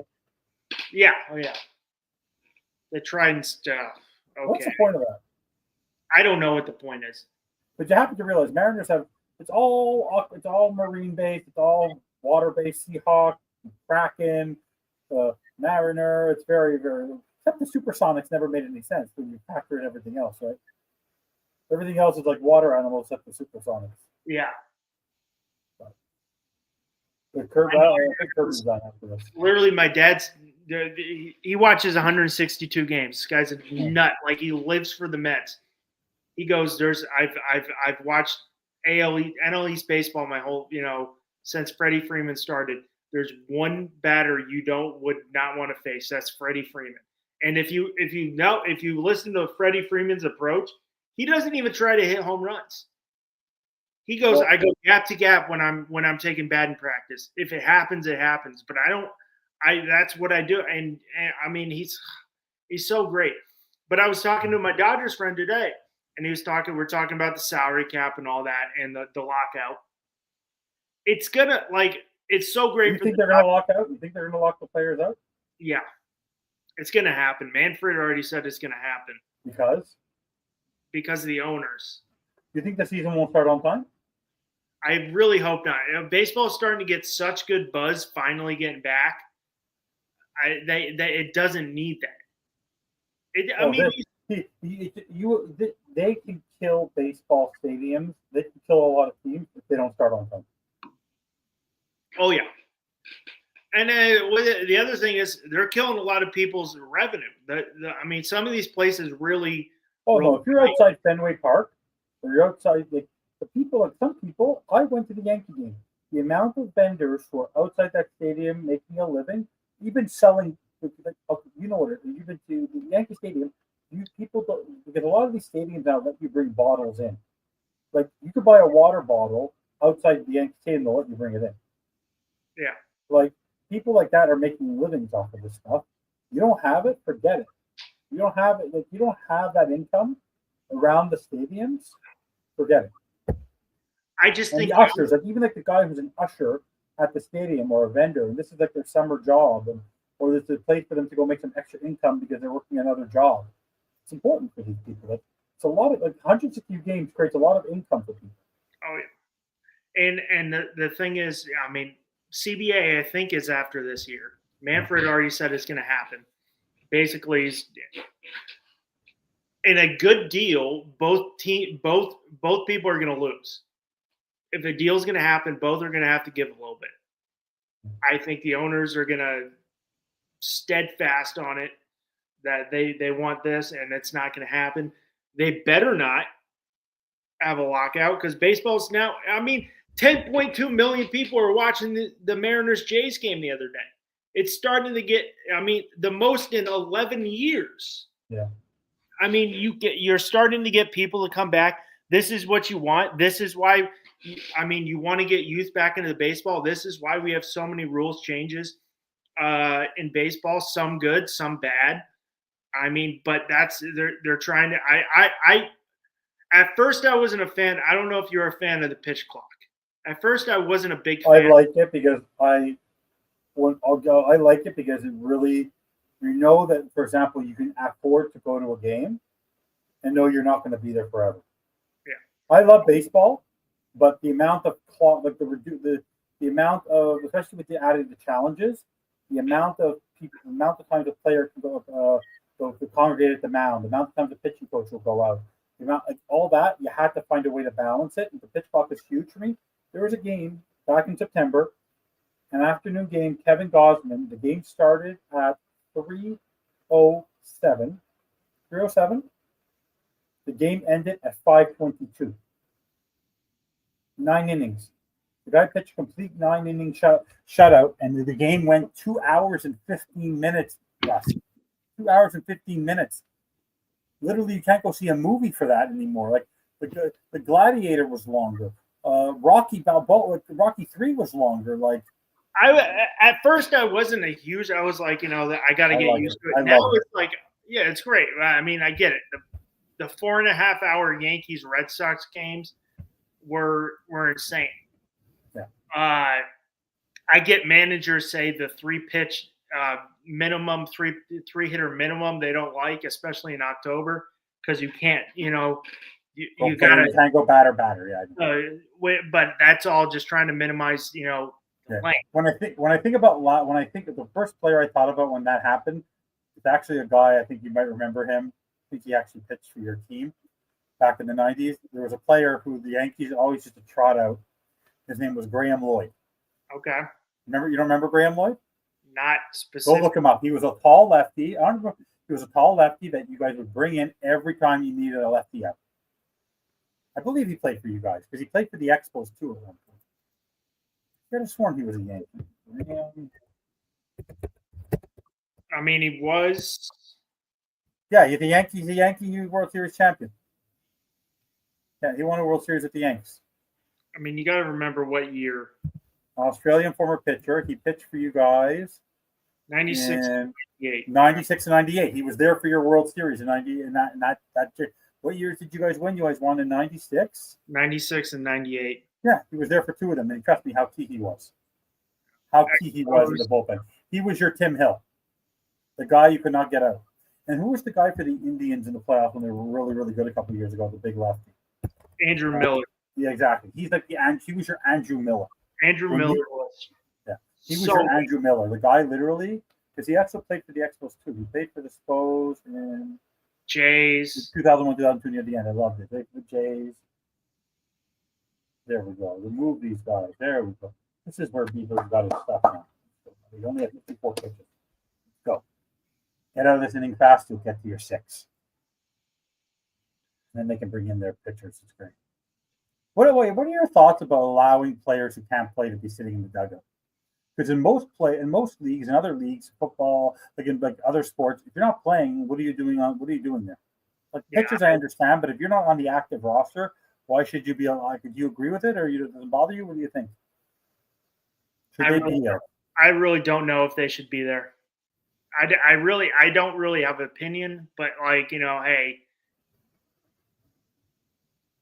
I don't even remember 95 Yankees when they lost to the Mariners.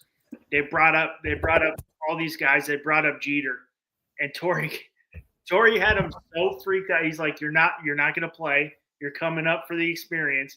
He had him so freaked out. He's like, you better not do this. He had him so freaked out. They wouldn't even go out at night. They'd go get dinner in and sit in their hotel. He's like, you're just gonna sit here and learn. Yeah. But like baseball's different that way, I guess. Most of the pitchers can sit there and wonder why can't you let the other players stay. Yeah. They're just on the active roster. They're on the roster, but they're on the active roster. I mean, if you're on the 40-man or you're on the active roster, it's a little different story with Bichette's probably on the bench. I mean, if they end up making the World Series, he hopefully should be able to play. But I mean, 59 pitches, 2 outs. This is a pretty, Bieber settled down very nicely after the first inning. Yeah. They need a quick inning here. Just get this guy out who bats under 100. This is below the Mendoza line. The guy's batting .83. It's probably down. You could put your bat out there and hopefully you probably hit that better than .83. How hard that is to hit .83. I know it's hard to hit a 95 mile an hour fastball, but like .83. But he looks like he has a good stance.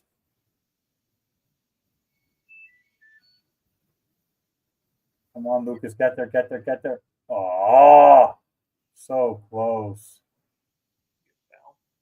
He had to come a long way there. Yeah. You know who had that catch? You know who would have caught that? McMahon would have caught that. McMahon would have caught that. McMahon would have dove. Right. As much as if we're talking about the same Ryan McMahon from the Yankees, the third baseman, that was pretty amazing. The flip over. Did you see the Red Sox? They didn't even help him. They caught him at the end. He would have went straight in, and I mean, it would have been cheap. Yeah. But at least he had the effort. That's why you got him. As bad as his bat wasn't great, he was nails at third. Lights out at well, better than Chisholm. Oh, Chisholm. Well, Chisholm, like if they had a decent third baseman,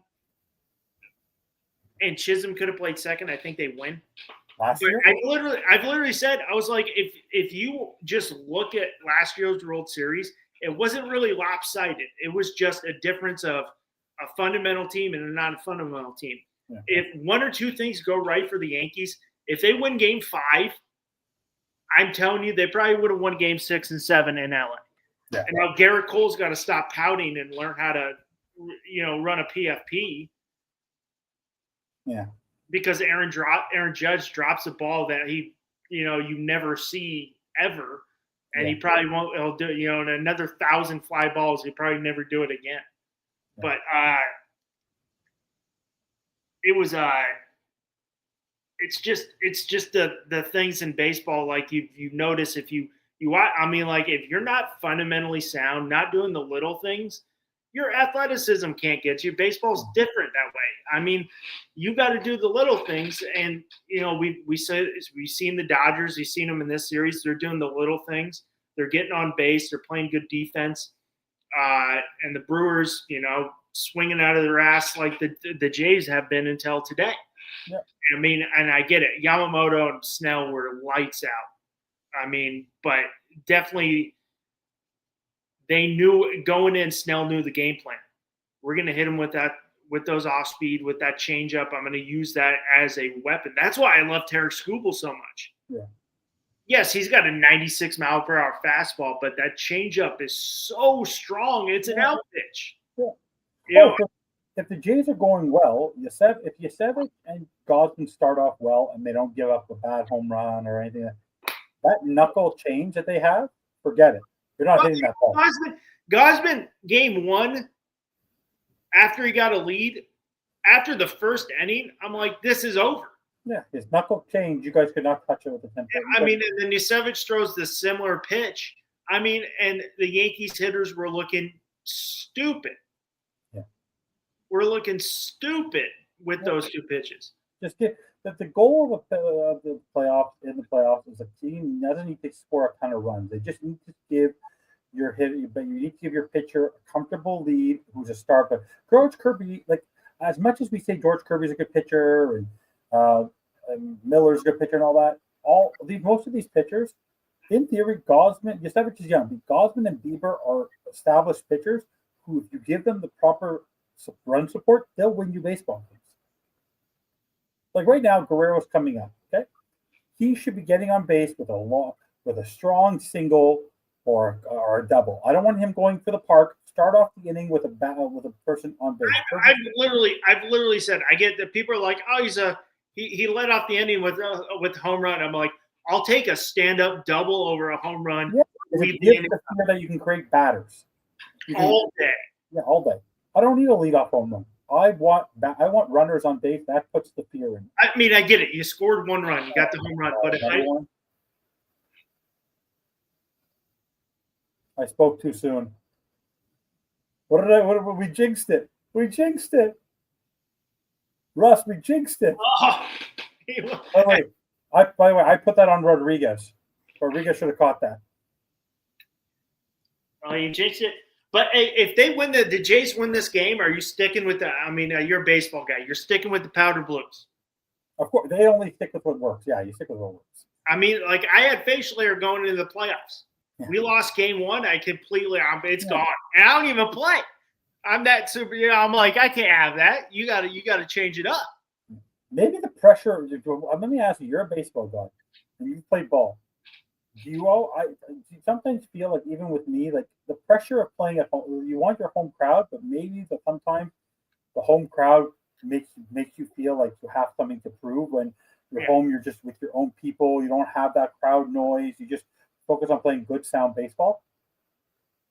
I'm with you. I think. What are your thoughts on keeping Kirby in this long? Do you think Dan Wilson just said, like, we have the 2-0 lead. I don't want to waste my relievers on this. That's what I think. He's like, hey, we're cruising. We're up 2-0. But I mean, like, also, you're gonna get the Jays bats are finally going to go. Except Santander. Oh wait, if Santander does not get a hit here, I don't think Santander. I don't. If Santander does not get a hit here, I actually think he does not see he's benched next game. Where do they go in the outfield if he's not in there? Snyder. I mean, or you move Barger to the outfield, and you put Connor Follett at third, who could play third. Is a Gold Glove third baseman too. Exactly. So you can do one or the other, because you signed this guy, and he's literally creating. But you're telling me IKF, kind of Follett can do the same thing. Yeah. And he runs faster than Santander. Yeah. Rodriguez was literally one. Well, now they're getting rid of him. Yeah, here it comes. Poor George Kirby. I don't feel bad for him. He's not have his stuff. Did you see it? Rodriguez kind of just like put his arm out and then didn't even. I'm like, if he moved it, he might have touched it. Yeah. It's exciting. At least there's something to look forward to now. Yeah. Oh yeah. And what's your Kirby finally getting pulled? I'm still very nervous about tomorrow, because even whatever happens tonight, like, sure, I don't know what to do, because Scherzer is one of those guys who will do exactly what Bieber did tonight in the first inning. He gives up so many home runs. I don't know how would you, if you bring in Scherzer, who's going to have a great game, how do you pitch around those first three? Because all three, the 2-3 hitters can kill the ball. The way he pitches the ball. You got to go at him. I don't. The problem is, who are you going at right now? You can't pitch around. Who are they going at? Do you want Polanco? No, you don't want any. Question is, do you don't want anyone? But like, you want Polanco or Raleigh? You have to go for one. Scherzer is a good playoff pitcher. He is a playoff record. Scherzer. I mean, we haven't seen him in the playoffs in a couple of years, but I want to look it up. Here's what his playoff record is. I think if he can get it over. He's got a lot of life on that ball, a lot of late movement that might help. Just please don't throw anything low and inside. I'm a left-handed hitter. I hit left-handed. A low and inside pitch is left-handed. 7 and 8. Yeah. 7 and 8. Yeah, other stats. All right.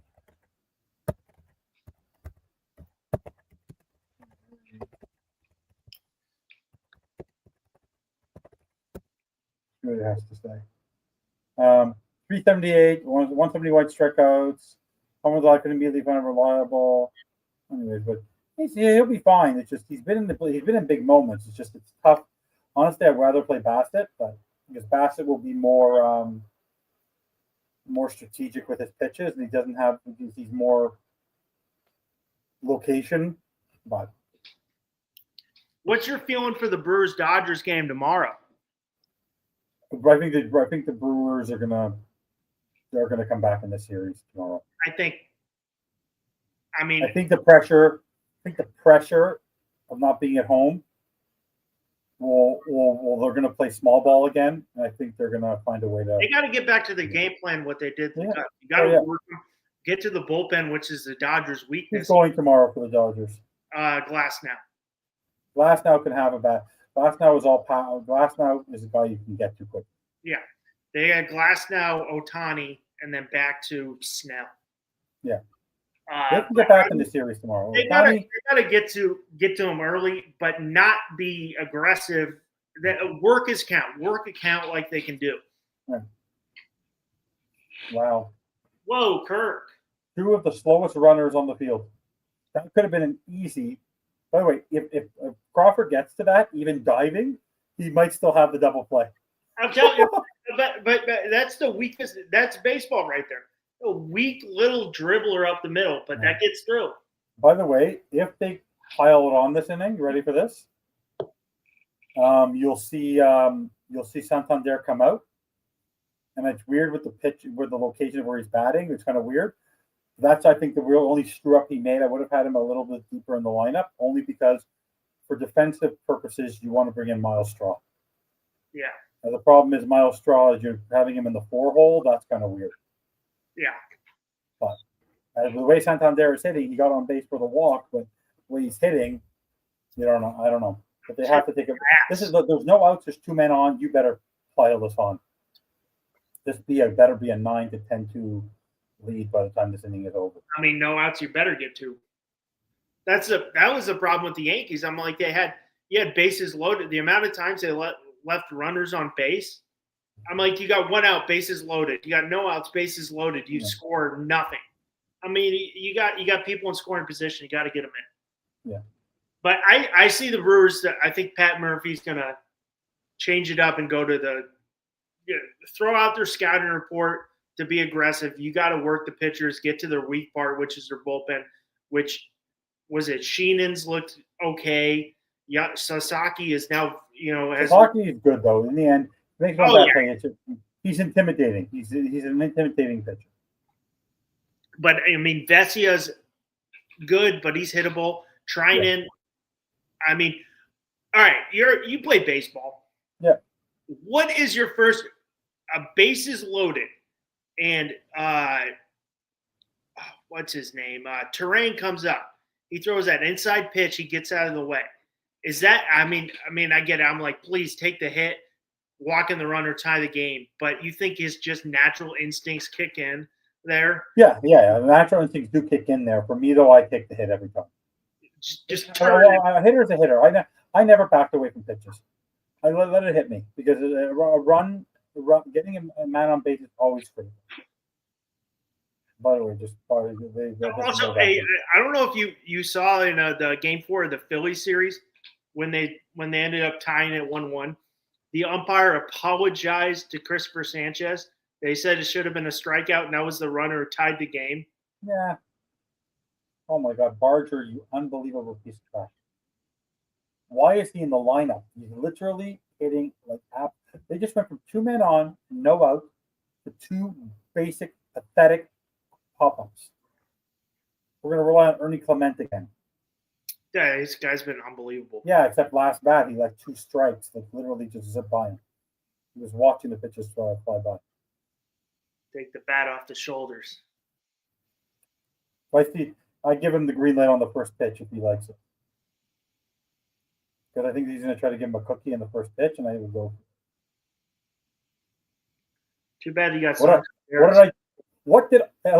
You think I know baseball? What just happened? Too bad you have Santander at second. You couldn't get Kirk out. Oh, good thing Robles has a terrible arm. Yeah, but they got caught Kirk. What is one of? Why did they send Kirk? Why did Kirk run to third? what is a golden rule one of the golden rules in baseball when you're on a base runner? When You you're a don't base make, runner, yeah. don't be the last out. You don't make Don't the take up. first. You don't make the first or third out at third base. Yeah. That's something you learn. Oh, you never do that. But he's so slow. By the way, didn't I say Clement should go green light on the first pitch? You called it right there. You called it. Good Did I say it? opposite base field hit. I mean, 8-2. By the way, the run's important. Oh, with this lineup, Yeah. definitely. That extra run is that could be the difference between a win and a loss. I still need. I mean, you still need 6 from Bieber. Yeah, didn't I say that? Yeah, that's what you said. 6. Yeah. You bring in Bieber, and then you either bring in Little. You can bring in Little, or you can bring in. You bring in Little, or bring in Varland to pitch that inning, or even Bassett for an inning or two. I would even try to bring in Bassett again. Then you bring in Sir Anthony Dominguez, and then you bring in Hoffman to close. That's it. That's what you need to do. Sir Anthony is your Mel Rojas, and Jeff Hoffman is your John Wetland, and you're done.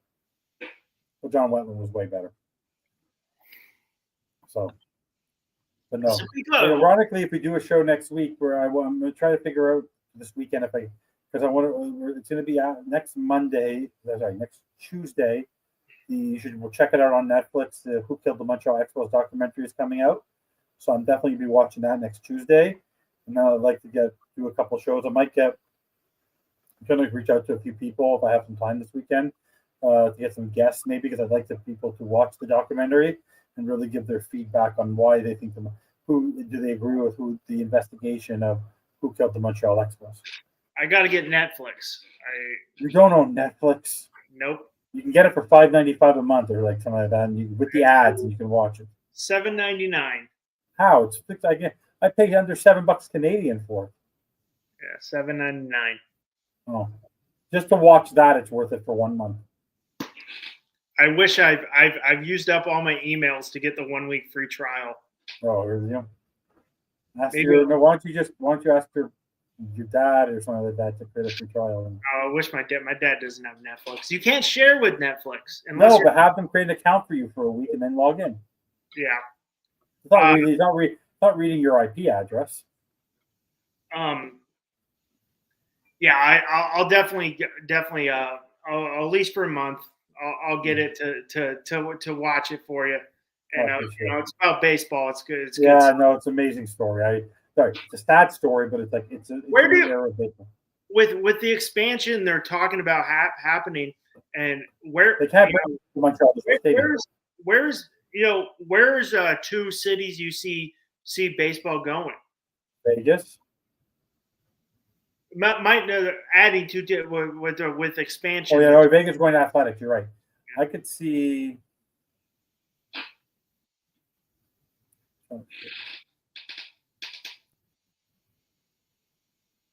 knows? It might give it to Salt Lake for all I know. Utah's been getting sports teams. Yeah. I'm trying to think of the markets. I got my 2. What are you thinking? My 2 is. No, let me think before you give yours. I want to see if we're on the same plate. I'd love to see one in the Carolinas. I don't know why. I'd love to see something in the Carolinas. They have the weather for it. I'd like to see one in the Carolinas, maybe, and then I could see one like more on the I-95. And then if I have to go Midwest, I could see one in Portland's too close.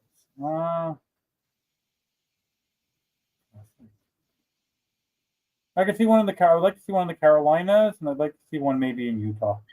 You? Because Montreal's not going to happen. What I think I'd like. There's a few. I think I'd like to see Charlotte.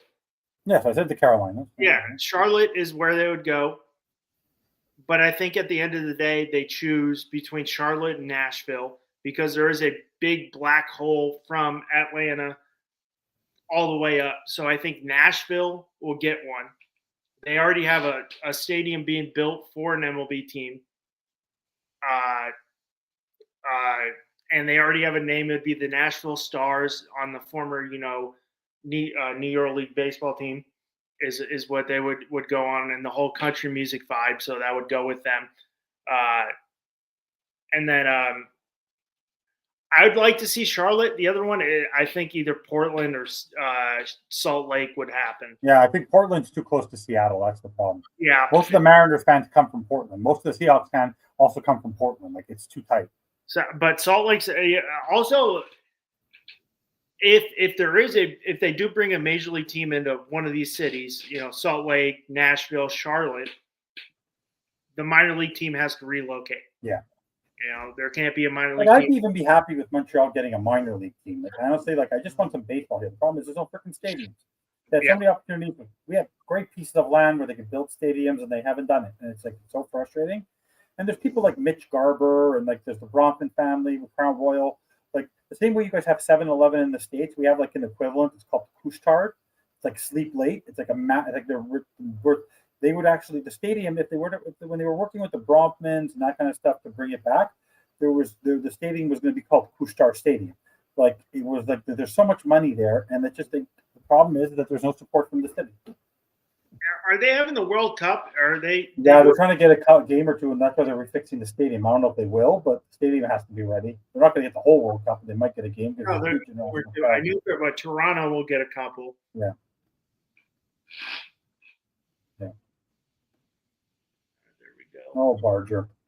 Barger was slow on that one. 2 lackadaisical. Look at how slow Barger moved on that. Oh, he was dogging it. Look at that. Look at that. Look what. Clement just tried to get it there, but it was almost I had no room because the guy's head was in the way. But this is critical out. You don't want another get Raleigh out, get out of this inning, and you can get out of this inning and you can get out of here by 75, 76 pitches maybe. And then we're good.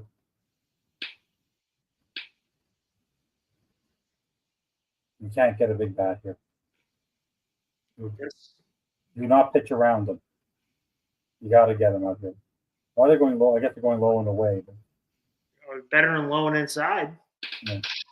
They want to carry it. As a lefty, that's just golfing right there if you get a low and outside pitch. So, come on, stay in bounds. Come on, Kirk. Damn it.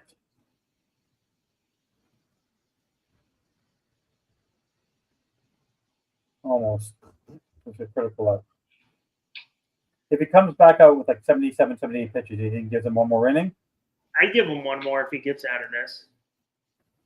I want Bieber to go 6. I do not want the fight of 4 more innings from relievers. Give your relievers a little bit of a break. Don't let the analytics kill you. Put in your start. If he gets this out, he's cruising. When he gets this out. Don't say if, when. What are your thoughts on having a guy who says 60 home runs? What are your thoughts on the 60 home run guys? What are your thoughts on the 60 home run guys and the 55 home run guys in Judge and Raleigh batting second? What are your thoughts on that? I have no clue. I always like the idea of these guys batting so early in the lineup. No, I always think my guy is a number 3 hitter. He's my best power hitter. He's my number 3 hitter. I get what the analytics say is, he gets more at bats. Yeah. We see him more. But by the way, you know who's warming up in the bullpen? The pitcher you see every game. Varland? No, Foolhardy. Oh, Foolhardy. And by the way, he was out. He was injured for a lot of the year. I guess that's why they go. He's fresh every game.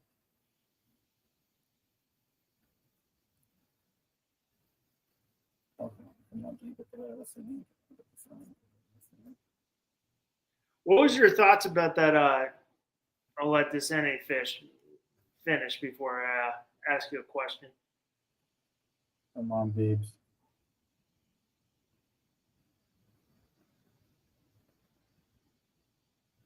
Yeah. Massive. Ooh. If they can, I will be so pissed. I will be so pissed at Schneider, even at 8-2 if he keeps him out.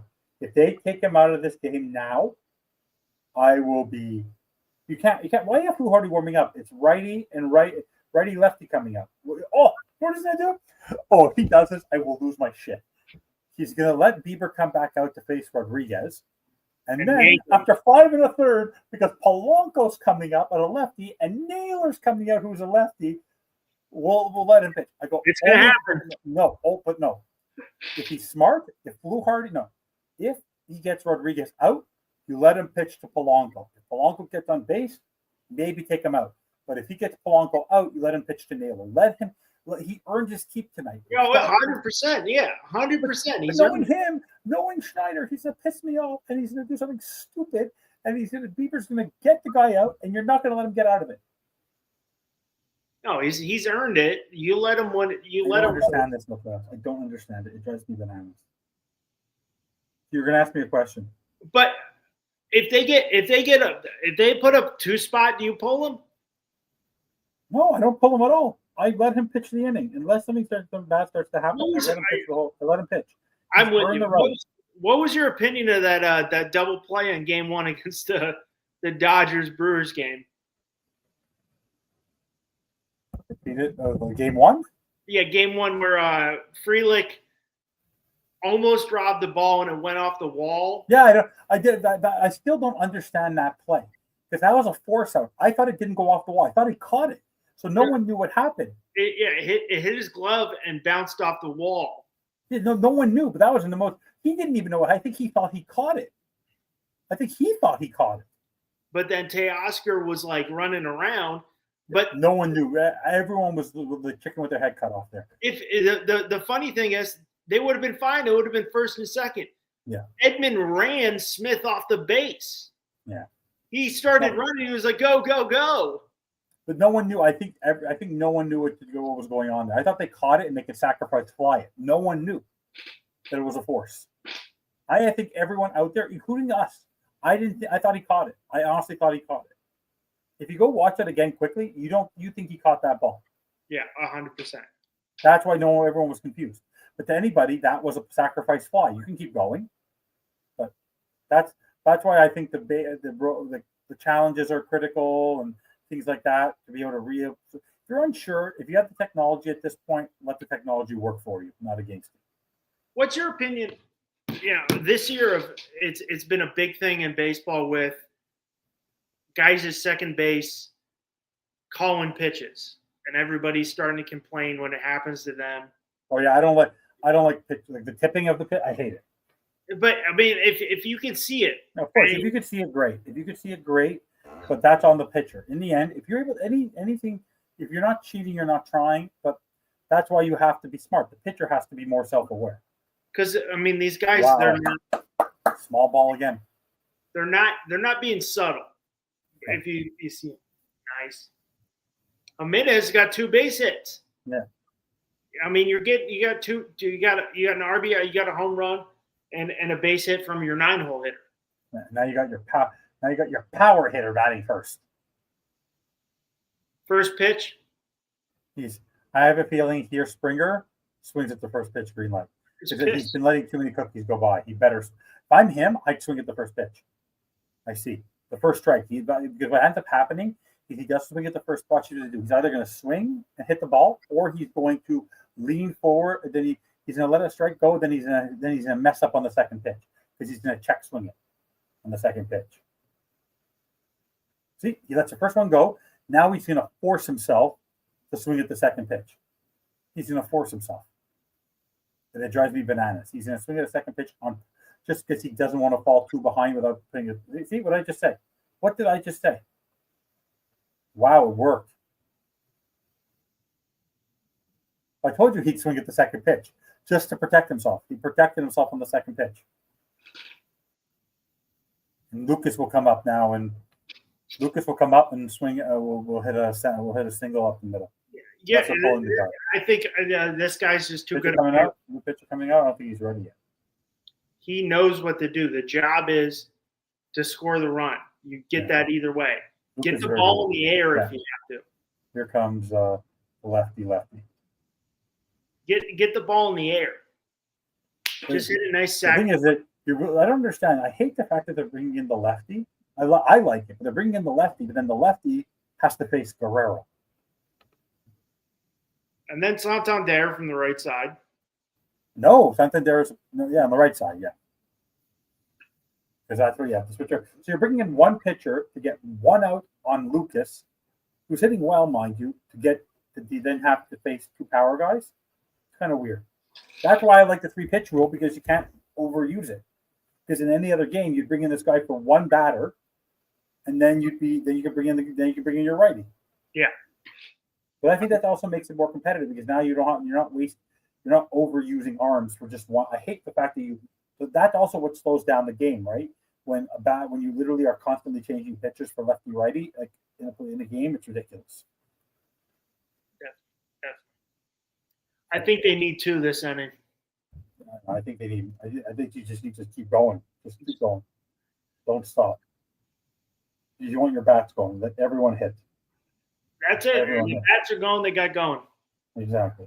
That's what happened to you guys in Game 4 against us, like against the Jays. You let your bats come alive. You need to take away, because you also don't want to make the Mariners feel like, oh, this is still a game and their bats can get going again.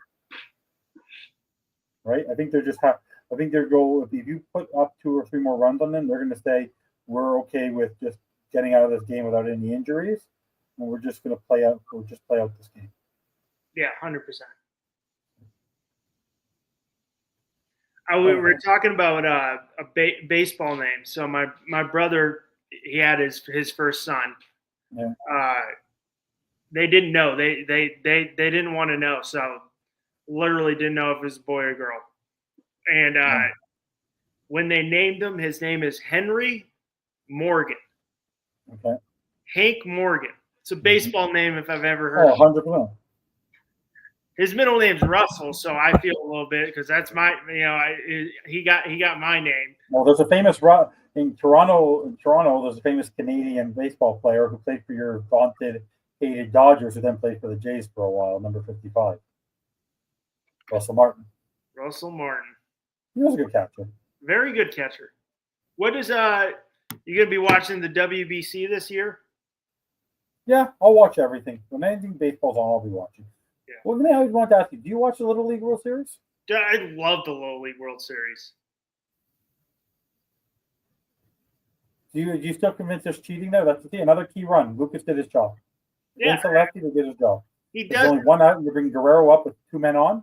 I wasn't worried with Lucas lefty. I'm like, this guy knows his job. It's score the run however possible. Because, by the way, what he just did there is almost like a safety. It's just a suicide. Because you knew how quickly. Because you know how fast Jimenez is, right? Like you knew he would score. Yeah, I do like the Little League World Series. Yeah. I think it's yes. I know I'm a 34-year-old man watching. I'd love to go watch it. I think it's so nerve-wracking. But the crazy how good the pictures there. Did you see that picture? They had 2, but that picture from Taiwan. Yeah. Was insane. Was throwing like 105-mile equivalent. Yeah. Okay, they brought in Straw. Oh, wait a second. Who was because they walked Guerrero? Who said this would happen? And they brought in Straw. So, yeah, but who said? Didn't I say this would happen? That Santander wasn't doing his job, and they were going to bring in Straw for defense. Yep. Didn't I call that? Yes, you did. That's pretty amazing, eh? Because they didn't want to face Guerrero. So they put him on. Oh, I'm pretty good at the predictions, eh? Yeah. I said Clement was going to hit the ball on the first pitch swing. Evan, I'm getting a totally different side of you, because I don't hear the A too much when you're talking Dolphins.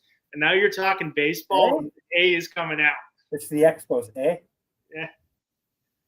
I'm just waiting for you to start speaking throwing some French. On va parler français. C'est cuit, Miles Straw. I can do that too. Want me to start saying champ gauche, receveur?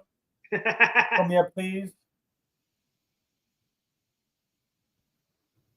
I can do French. I can do the French play-by-play. Like shortstop. It's actually pronounced l'arrêt-court.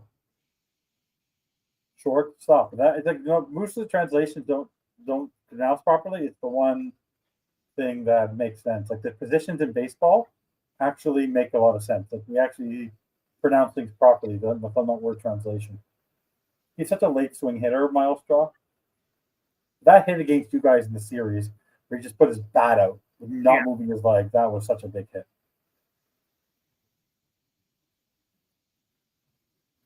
This is cool. He's from Garden Grove, California. I know that. It's right. Garden Grove is a beautiful mall area, isn't it? Garden Grove is. That's the Grove. It's the Grove. The Grove. That's in the Grove's in L.A. West Hollywood. Garden Grove's in Anaheim. Oh, is that? It's beat up. Miles Straw did exactly what Santander would have done. He struck out. I told you they want him for his defense, but they thought maybe they'd get a little spark. Kirk, just pop a little single. Brings in Springer. Let's go. All you need is a little bleeder. Yeah, look. No, do what you did before over what's his name's head, Naylor's head. I will say Fernandez hasn't, for Caleb. He looks like a guy who's coming out again. He hasn't. He's been struggling to find the zone. Yeah. Against a good hitter, which Straw unfortunately is not. Yeah, but Kirk can get something here. Kirk is green lighted here. Kirk, anything inside or outside, anything at like the knees, he's going. Kirk is swinging. Kirk is not going to let a second strike come through. What I say? Oh man! Oh come on! Oh yeah! Ginormous Kirk! Wow! Oppo. The ball's carrying tonight. I thought the stadium was pretty big. I thought Seattle's was a pitcher's ballpark. Me too. These balls are carrying tonight. Wow. I was when the 2014 World Baseball Classic. I was my baseball team. We were driving to Minneapolis to play a spring break tournament at the Metrodome, and Canada and Mexico are playing, and all the guys are from Canada. Oh, that's right. Drop gloves. Let's go. By the way, I would let Connor Falefa bat for Barger the way freaking Barger's hitting, but it's lefty. I really just pile it on, but I don't think they will. But I'd love to. I do not want Barger needs a game off.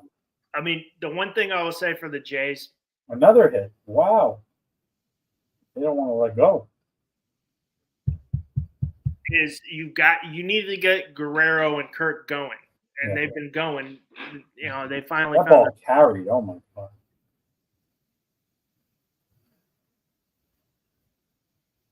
That ball just carried. And it just kept going.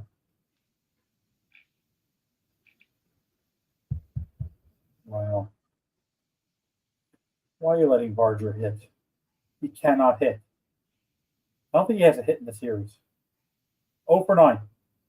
182 OPS. This is like single A ball hitting. Him and Carzone are batting at the same level. Look at every time he swings, his bat's falling off his freaking head. He's trying to kill the ball. Just get on base. Just a little blue. Unbelievable. Why is he giving Barger so much length? I know it's 12-2, but why are you keeping this guy in the game? He cannot hit the ball. Look at that cookie. Just to let you know, in about 10 seconds, the inning will be over. His Barger will swing and miss, and his helmet will go flying. And then maybe they'll put in Connor Falefa, because this is enough of Addison Barger. Enough. I like Connor Falefa had a good year too. Yeah. He batted 275. Yeah. Unbelievable. Look at this. Neil didn't even realize how many outs there were. Unbelievable, Barger. Can you time to bench him? Time to bench Barger. Why was Naylor throwing to second? Because there was 2 outs. He had no kickering moment. I'm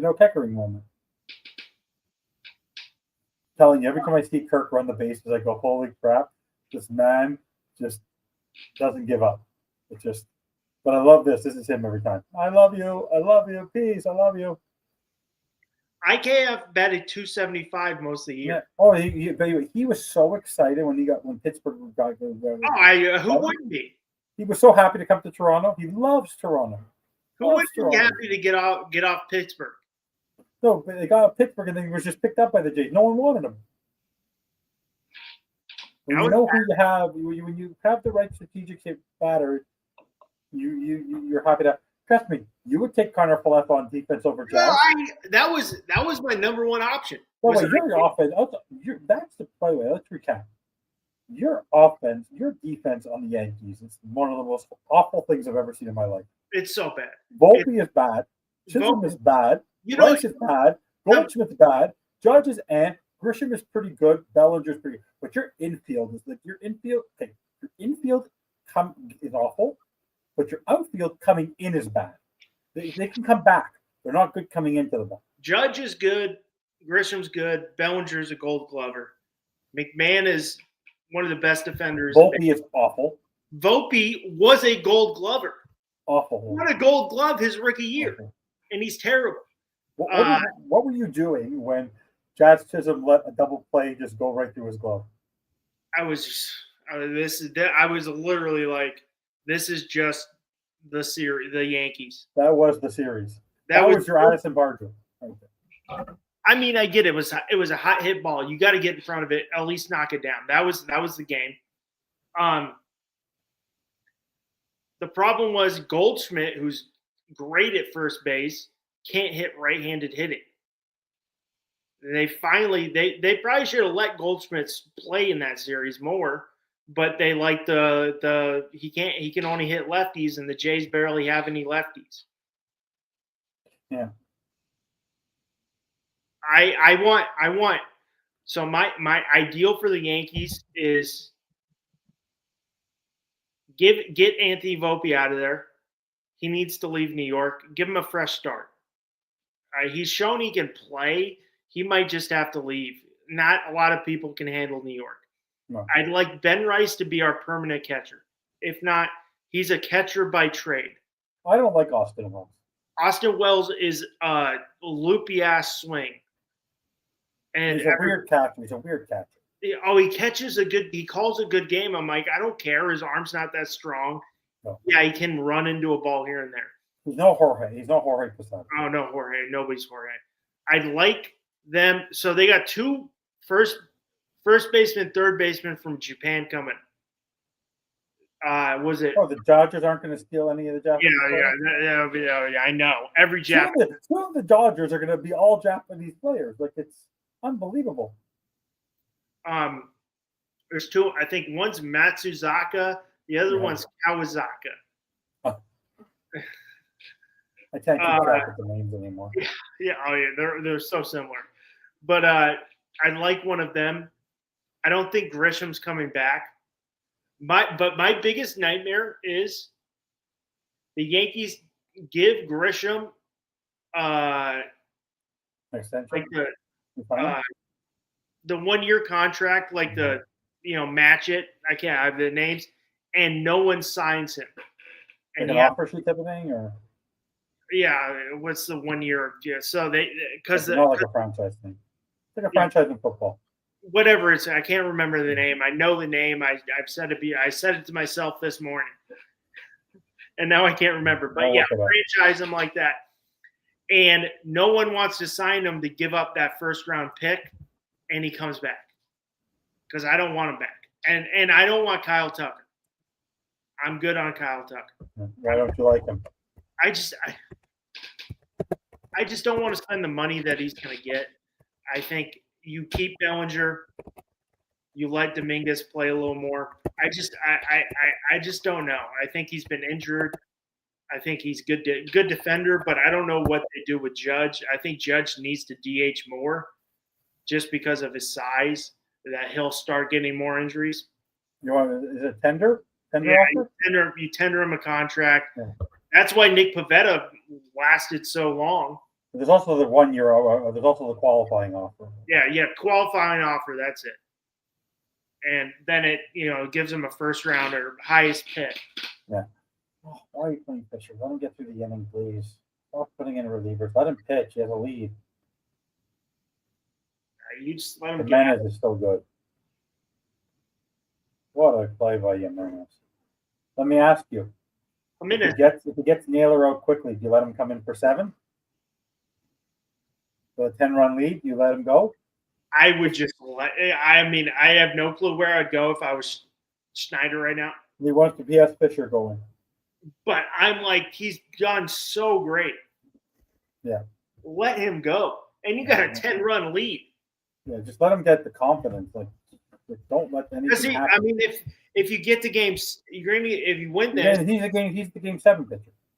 Okay, he's game 7, right? Yeah, I have 6 with game 7. Because it's Scherzer, then it's Gosman. What a play by Guerrero! What a Gold Glover! Oh, a little high. He got under 90 pitches. They better let him look at Guerrero's play. That Naylor can't even make that play. That's phenomenal. But he threw it a little high. But the one thing I will say, having Jimenez as short over Bo Bichette, yes, you lose the bat, but the guy is all-time defender. Yeah. Guerrero was a Gold Glover. Who would have thought at third base he was awful his rookie year, and then you put him in first and he's Gold Glover. He slimmed down like heck. Yeah. He was chunky when he came up, very heavy, and he's. By the way, your dad was saying like back in the '90s, like you never want to face Freddie Freeman. Back in the last couple of years when he was a Brave, in the late '90s, early 2000s, late '90s, you did not want. The only player you never wanted to see come up the bat is you. Didn't matter if you threw him high inside. If you gave him a low and away pitch, he would take that thing 425 feet to right field, and that was Guerrero. Vladimir Guerrero Sr., you do not want to see it. No, hell no. You couldn't throw him junk because if you threw him, you're more likely to strike him out over the plate than you would to throw him junk low and outside. You should go see the number of home runs he's hit low and outside. The most free swinging hitter I've ever seen. I mean, it was just like he's swinging. Yeah. It doesn't matter where the ball is. I mean, he hit a home run off a bounce.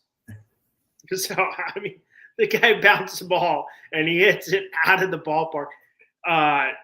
And not just his bat. Very good at cricket. Yeah, I mean, but he had a cannon in right field. I told you, I was at a game once where he picked up the ball in the right field corner and threw the guy out at third base without a hop. Yeah, cannon.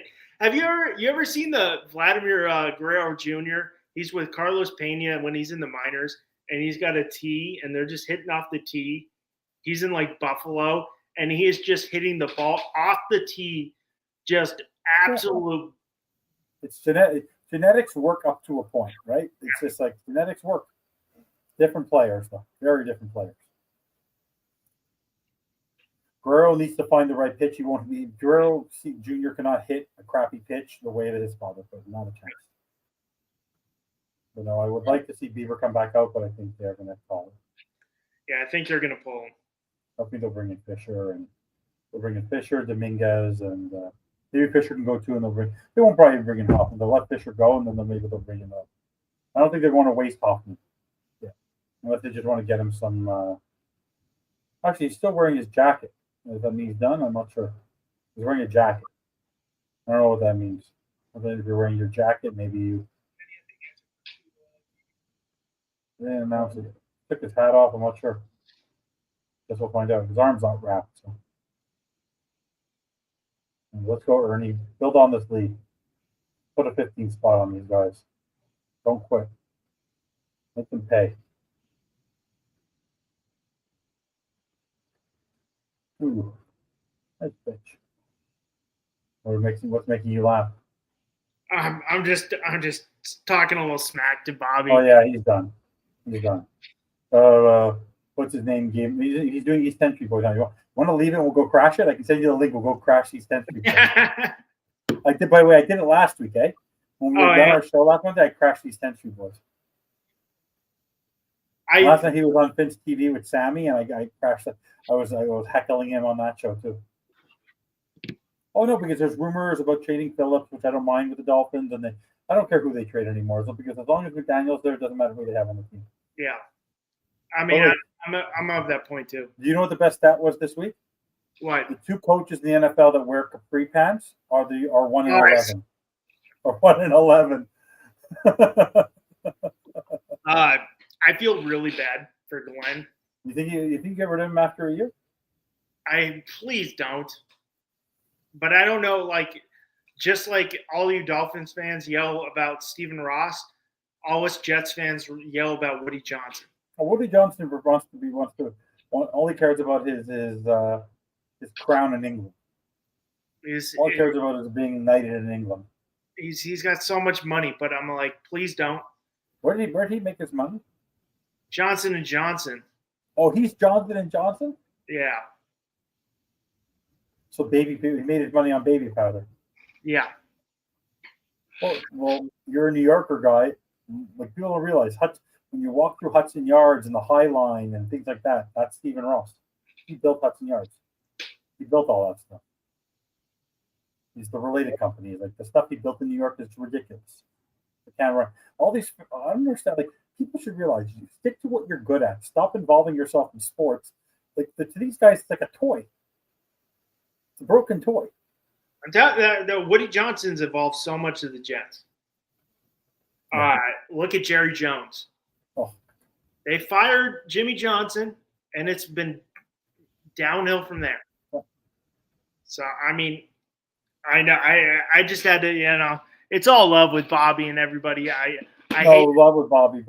Bobby and his awful takes. Oh, that's golf now. They go Yahtzee? Yeah, the man is no, it's a little time. Just fly up. Not the kind of hit that Coleman likes to hit. Well, Evan, I think we're gonna watch this. I'm getting tired here. No problem. I'm happy to go. It's all good. We get 2 hours. It's nice to watch. We've gone long. A lot of good baseball talk. I think. Yeah.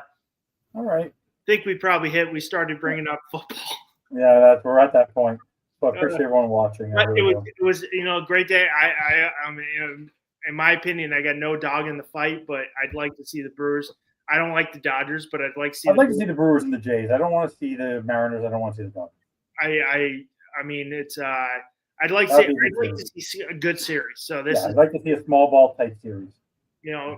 I don't like seeing like we discussed a sweep. It's not.